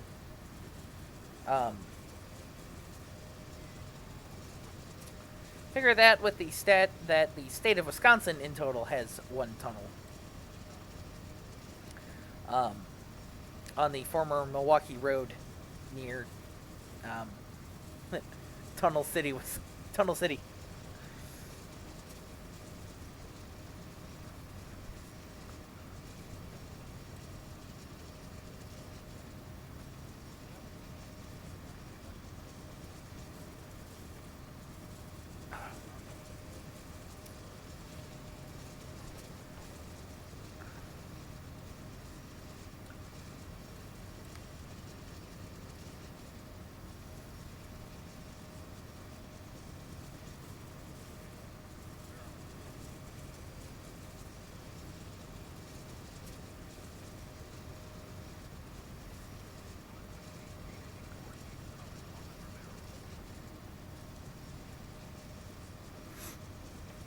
5 and 3/4 miles to go to Lower Cascade Bridge, our next waypoint. But we're still not going to get there for another 15 minutes in game, so.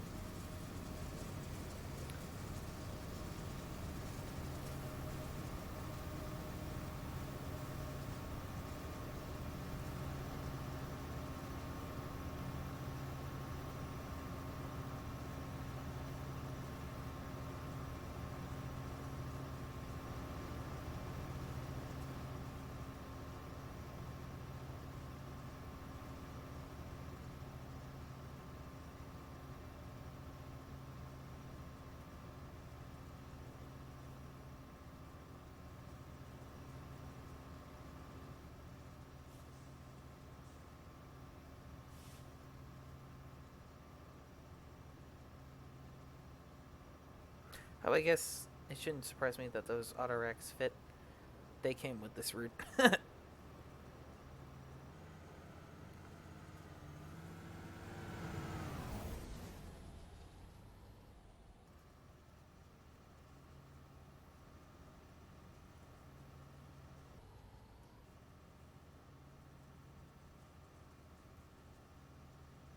That's a nice shot.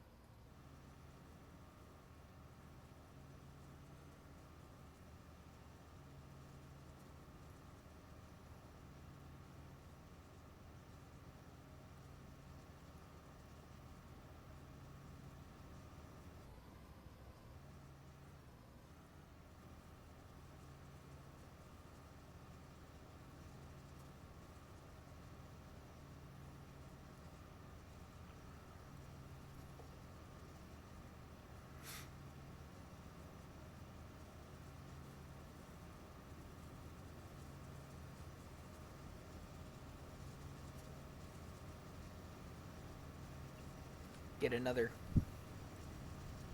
nice slow roll by.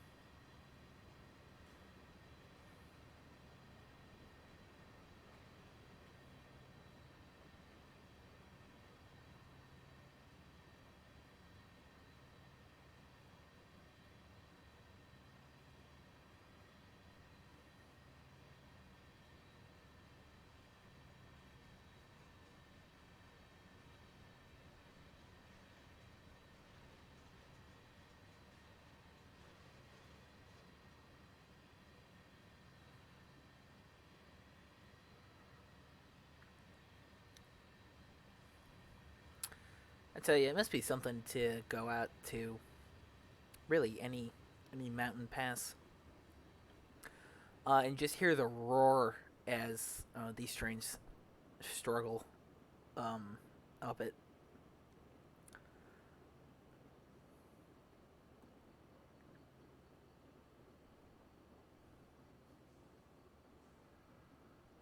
It's definitely something I hope to experience for myself someday.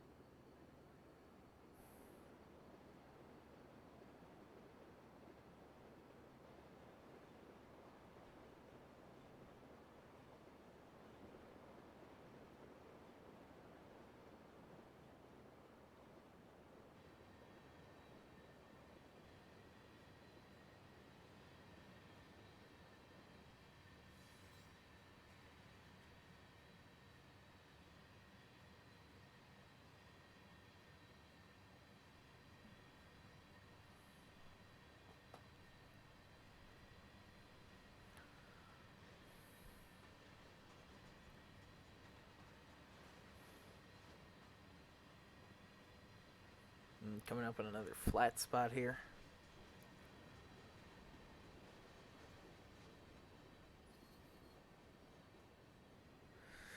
Four and a half miles to go now to Lower Cascade Bridge.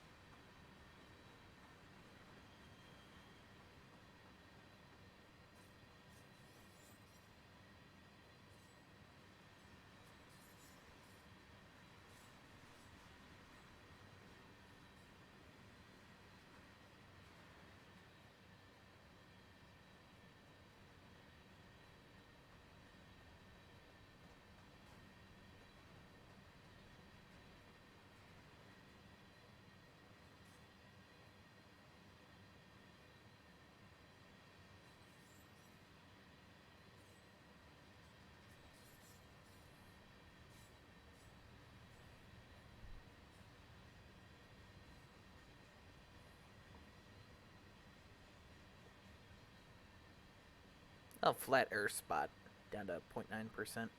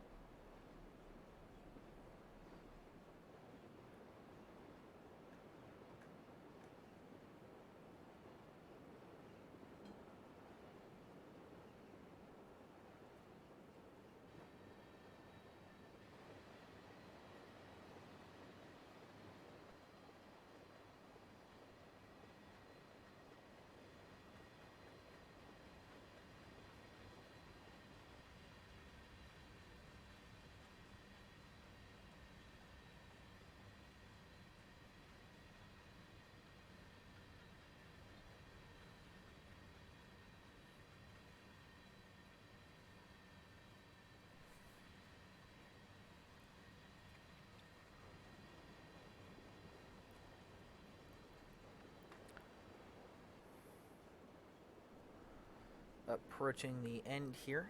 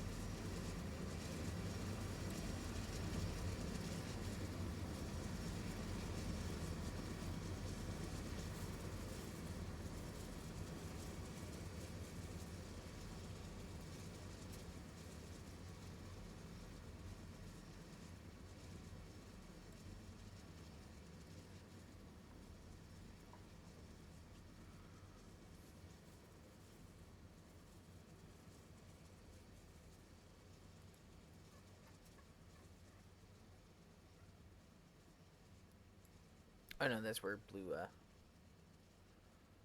Blue Canyon is.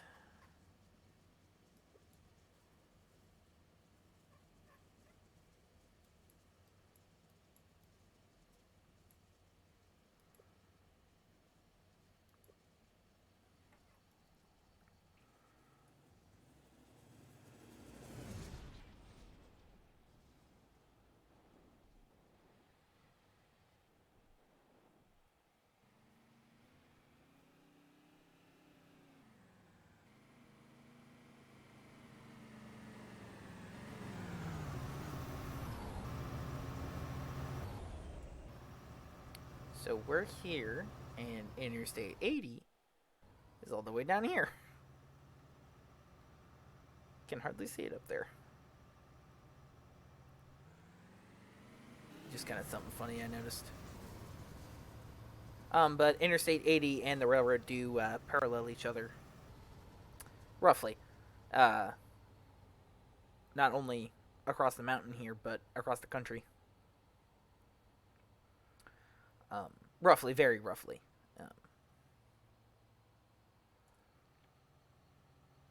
I think this is about the closest they get.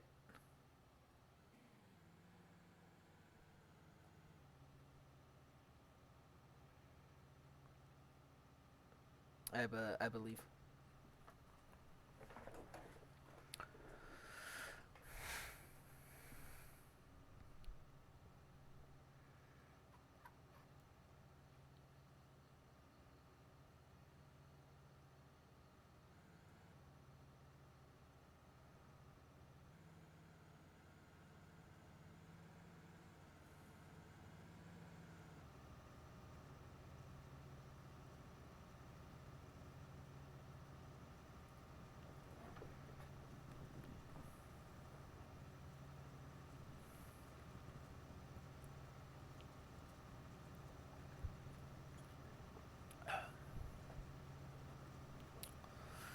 Oh man,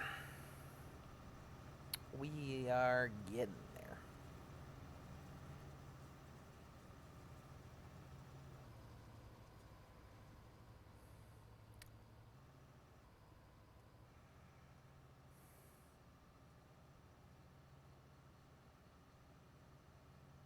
Blink, blink, blink, blink, blink, blink, blink. If you can't tell, I'm getting a little bored.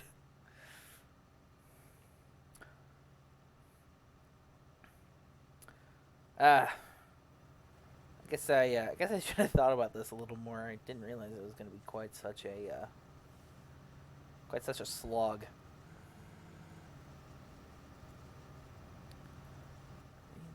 Within 10 miles of the end, we are. Not that it brings much comfort. We still got to waste. It's still 9 miles at 20 miles an hour. So.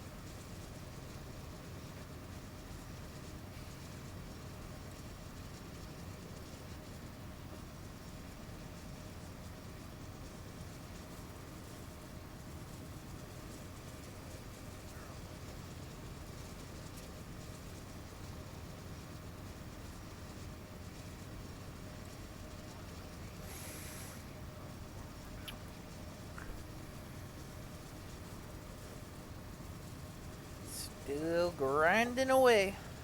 2 miles to go to Lower Cascade Bridge now. 2 miles to change.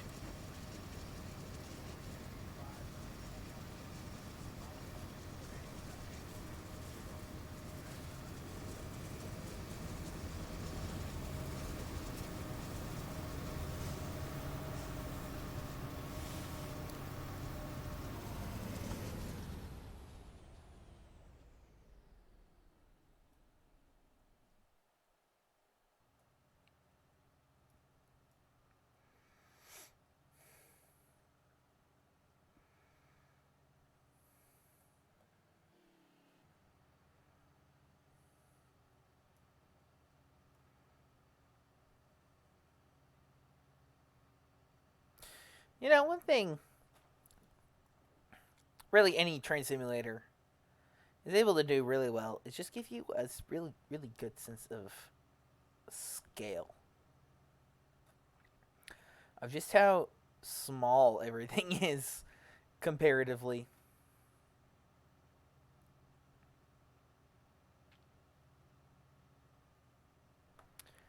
to the enormity of these mountains. You know, even the cars down there on I-80 that are sunk halfway into the road, they're just dwarfed by these mountains, and even our big long train is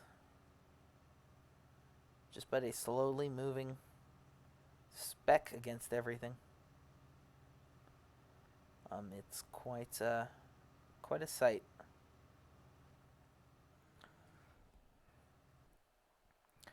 Oh man, this is probably why I don't make more Donner Pass scenarios. Woof. Which is a shame because there's quite a bit of good Southern Pacific content available for the game. So I guess there's Soldier Summit, which is a little better.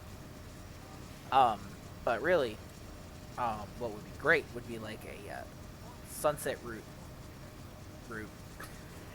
Either Beaumont Hill in California or maybe something like um, Tucson to the New Mexico border. Excuse me, something like that. Oh my gosh.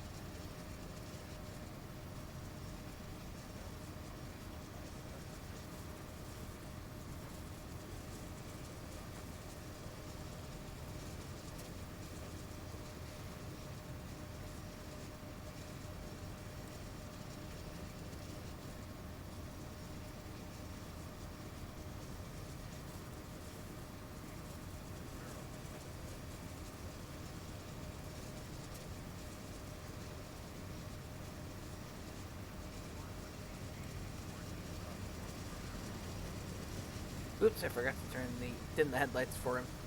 Oh well.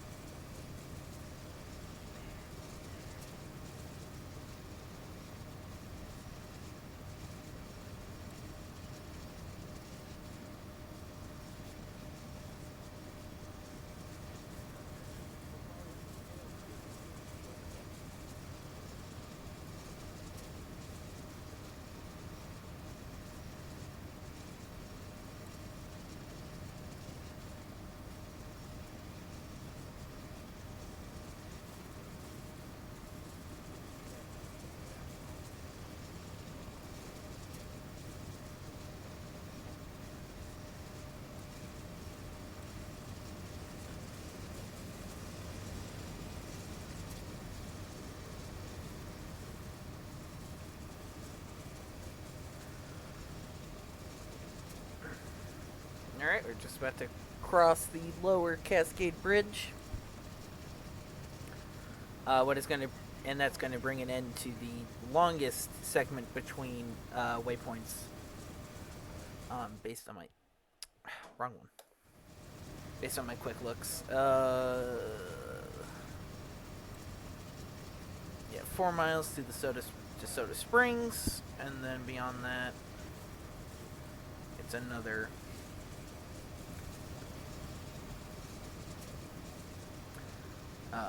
About 2 to endpoint. So, about another 6 miles or so. And that also means we are approaching the summit of the route, which is.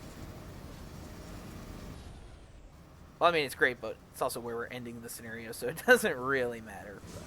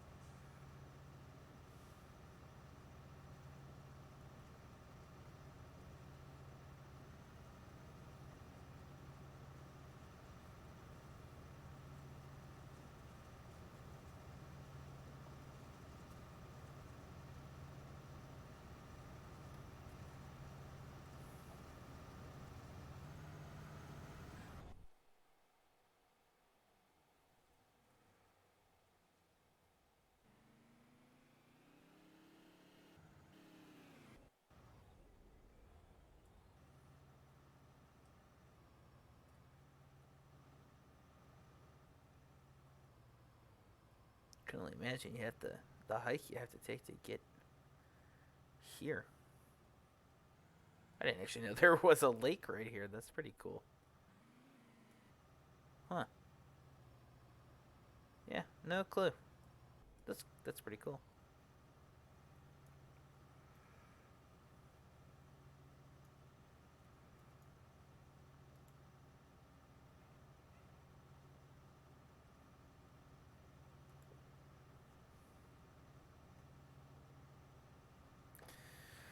Oh man.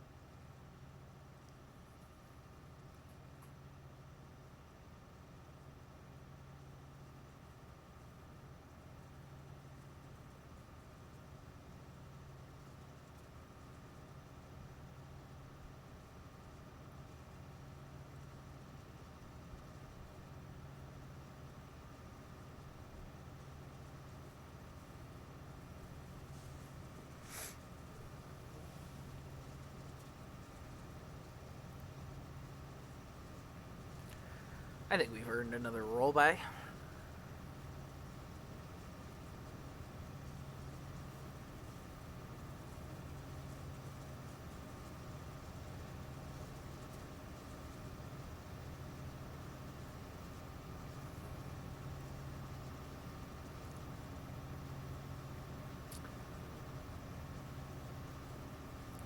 So, just a quick programming note while we've got time. 2 weeks from today, uh, I will, of course, be back next week. But 2 weeks from today, I might possibly not be streaming. I'm getting my second COVID vaccine dose that week, and I've had interactions with several people now who have um, had experience with the second vaccine dose, and the Pfizer vaccine, which is the one I'm getting.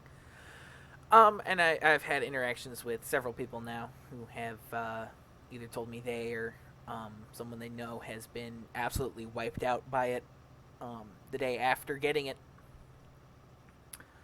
Of course, everyone is different, and so there's really no way to tell when it comes to these things, so I will keep you abridged on the day. That would be April 30th. Like I said, I will definitely be back next week. Um,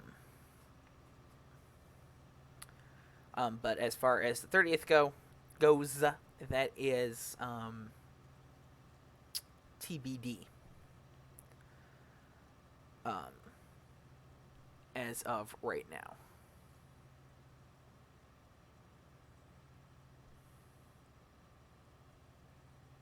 I will, of course, keep everyone updated on Facebook.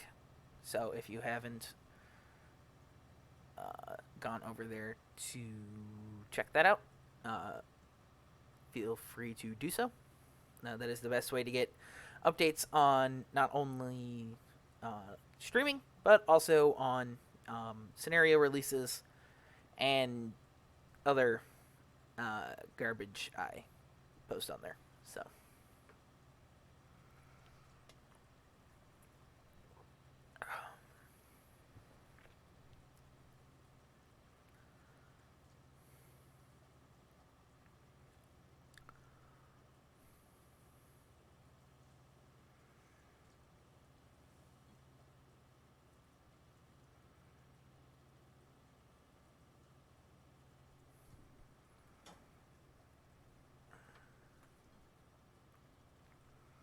And I will remind everyone next week also during the stream.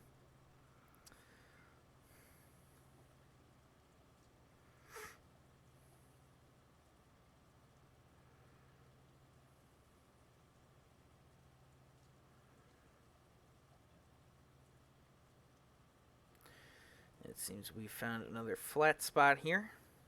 That's annoying. But it is what it is.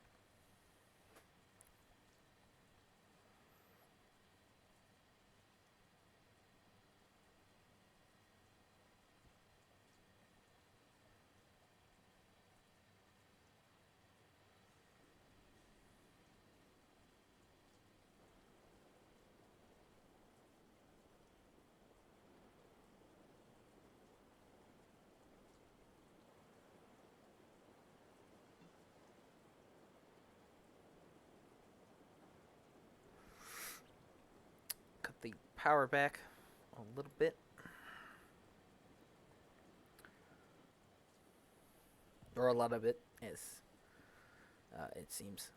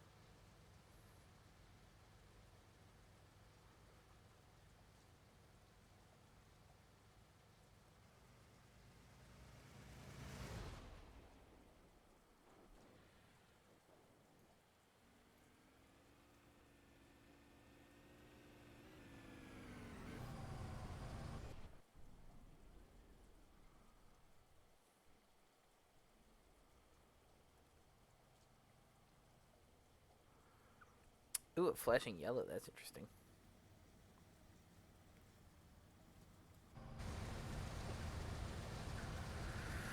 Ugh.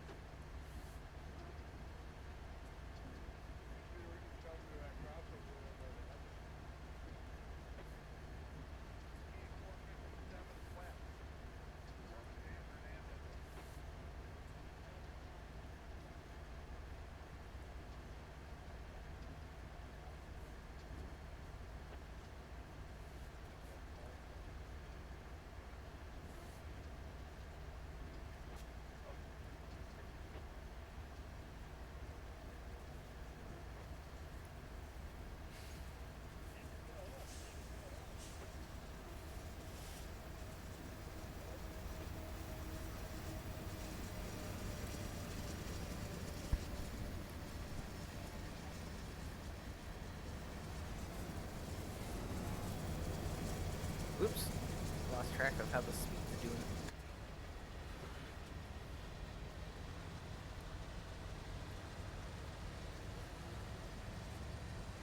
Less than a mile to go down to Soda Springs.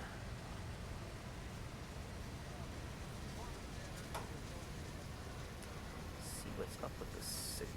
Is that down? Oh, okay. Oh, yeah, the signal's at Norden, and then the signal at entrance to Tunnel 41. Which I don't think is actually very big.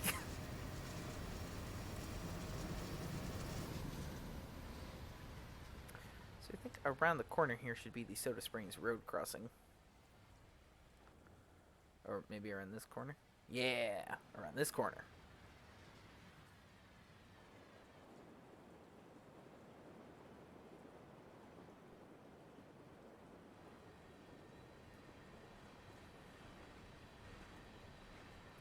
Oh yeah, I'm just a real fan.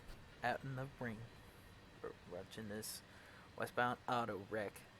Slip down the grade. No, no, no.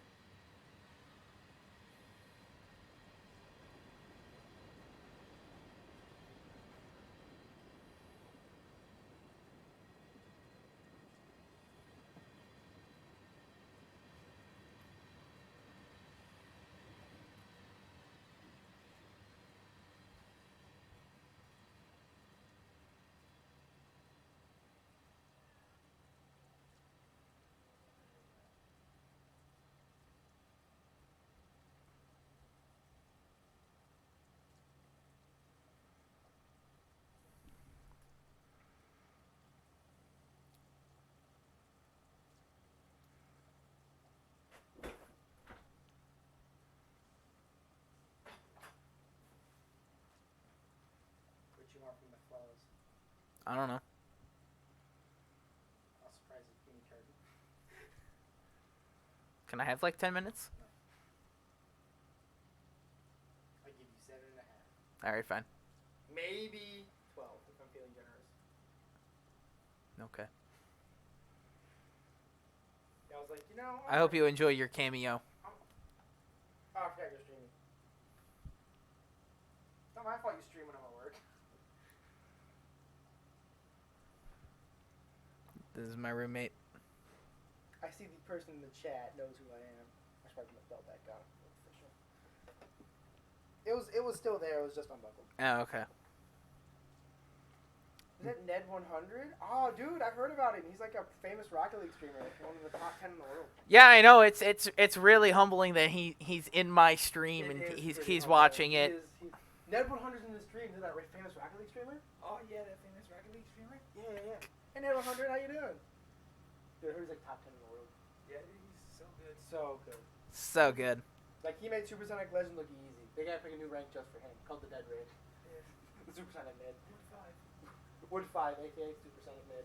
Yeah, it's Carbon 7. I asked him, 10 minutes, he's gonna finish up his scenario. I'm almost done. Just like the simulation. or like What? He'll let me know in 10 minutes. You want me to get you a menu real quick? I mean, that works too. so you can peruse.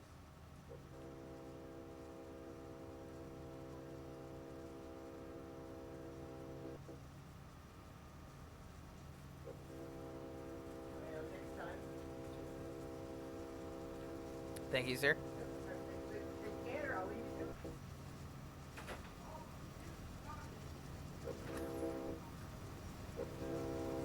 I don't know that the mic actually picked you up. You heard him though, that's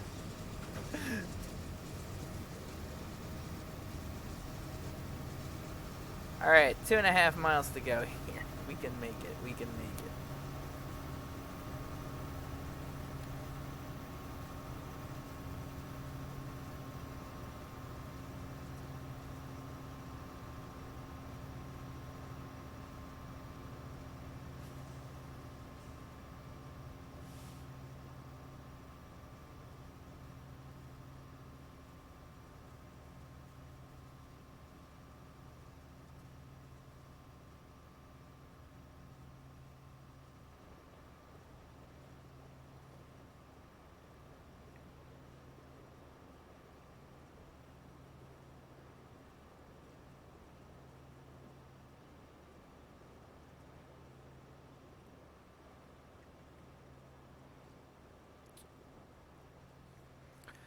Alright, hop back in the cab here.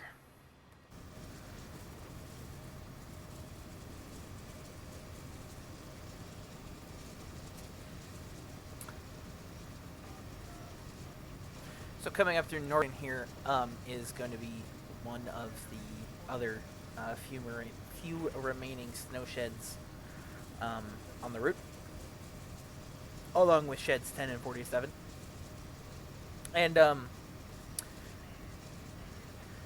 UPMRVNL, this is dispatch. I will be holding you at the west portal of Tunnel 41 to wait for MNPRV to clear. Pull up to the signal.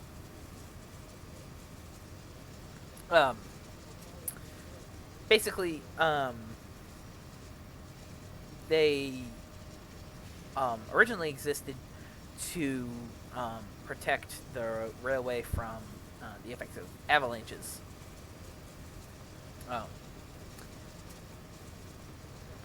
Basically, to prevent if an avalanche should occur, prevent it from taking out a large portion of the railroad.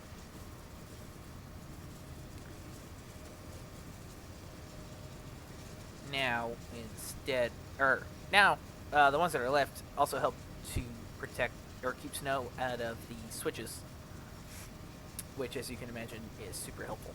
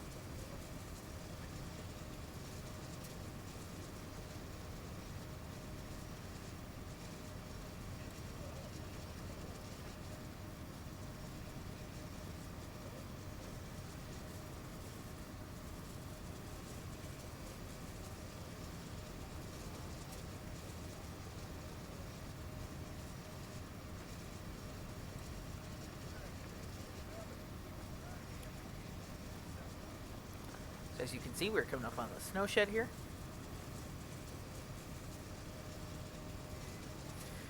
And the snow shed also marks summit of the route, roughly. Not quite.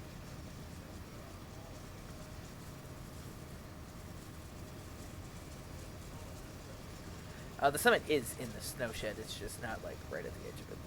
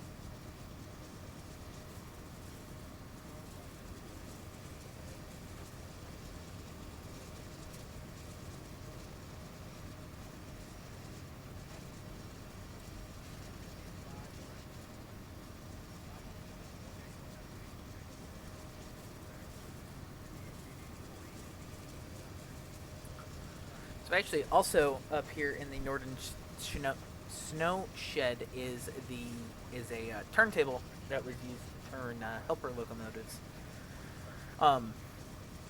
Back in the days before diesels.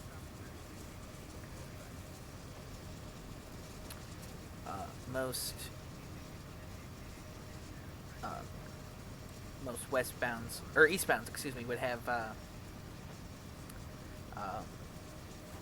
manned helpers between Colfax and Norden. Some would have them all the way to Truckee, but for the most part, they cut off at Norden. I don't think westbounds. Well, some might have, but some especially heavy ones might have. But for the most part, it was mostly eastbounds that had helpers because the eastbound grade is a lot longer. And apparently we just passed through a portion of the shed that didn't have occlusion on it. We got a little bit of rain there. But to the left there is the turntable. I think we're going to be able to see it passing through here.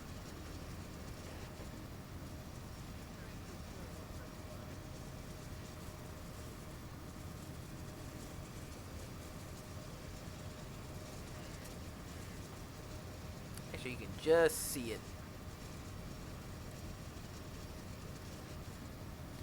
The line to the left is the original transcontinental main line up and around the summit.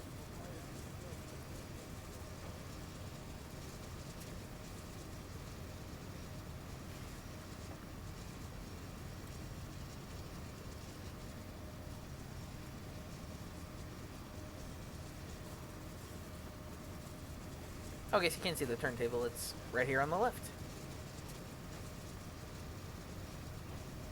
Although I can't imagine the real life one wasn't longer.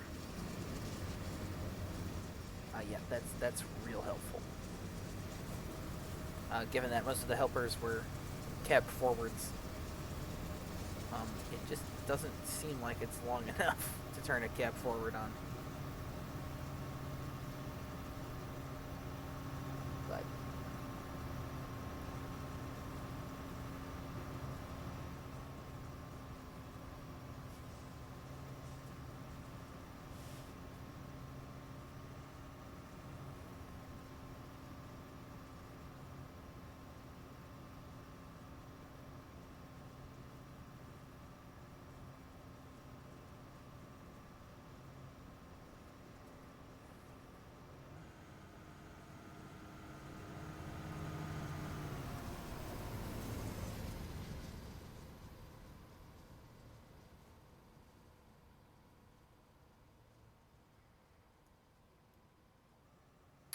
just a pair of SD40-2s chilling on the track.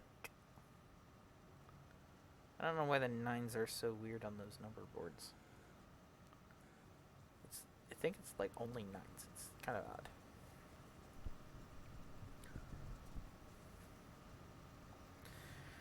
Gonna start pulling back the power now that we're not climbing the grade anymore.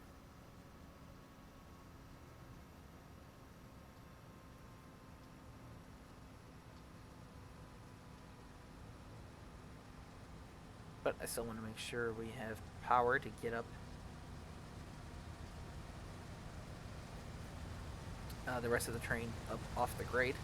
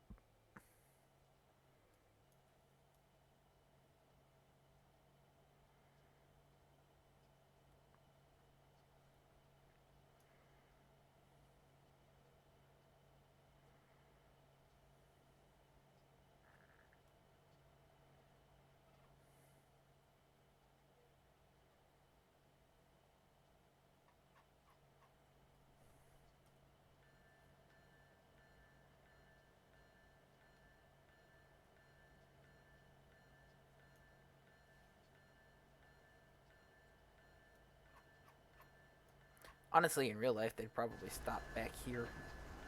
Maybe a little farther up.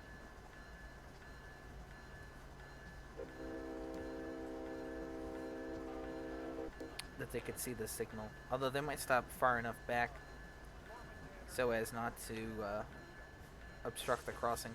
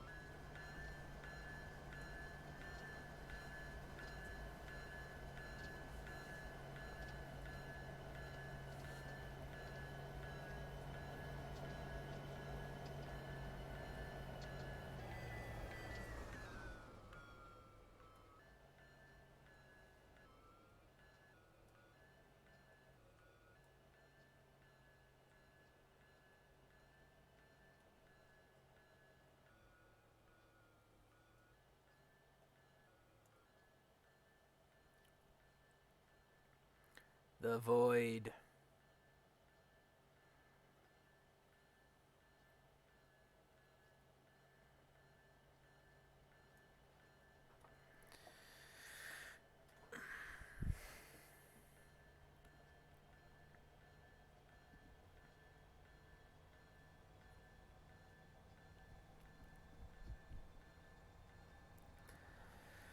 Just gotta give it a little bit more.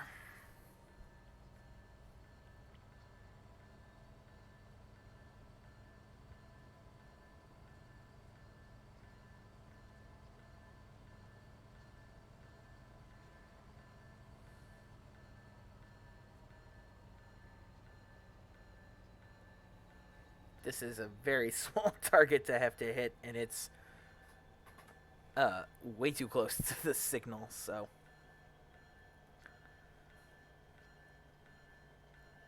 I think now is as good a time as any to start hitting the brakes.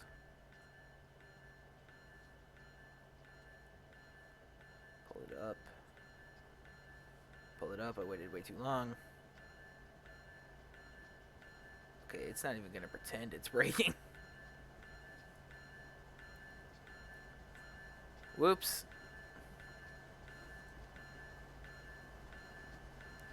Think I might derail. I don't know how the switch is lined. If the switch is lined against us, we're in trouble. If not, we're okay. Okay, the switch isn't lined against us. We're okay. I would like the train to stop though. Nobody sees this. We're looking this way. Nobody sees that. We're looking this way. Wait, we're in. There we go.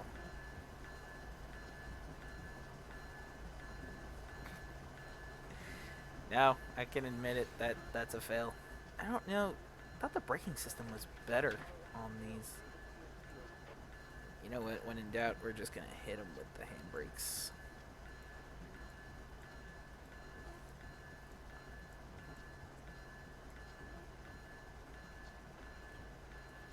Yeah, it's applying like no brake pressure.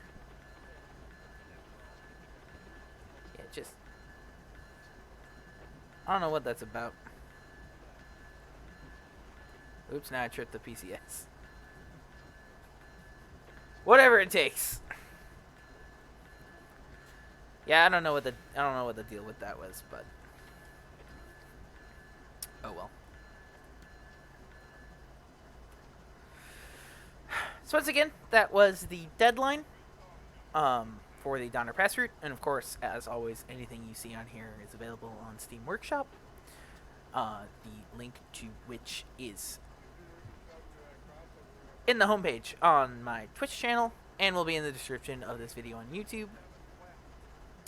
Looks like we've got a little time. Let's grab some coffee. Scenario complete. And as well as the link to the Facebook page will also be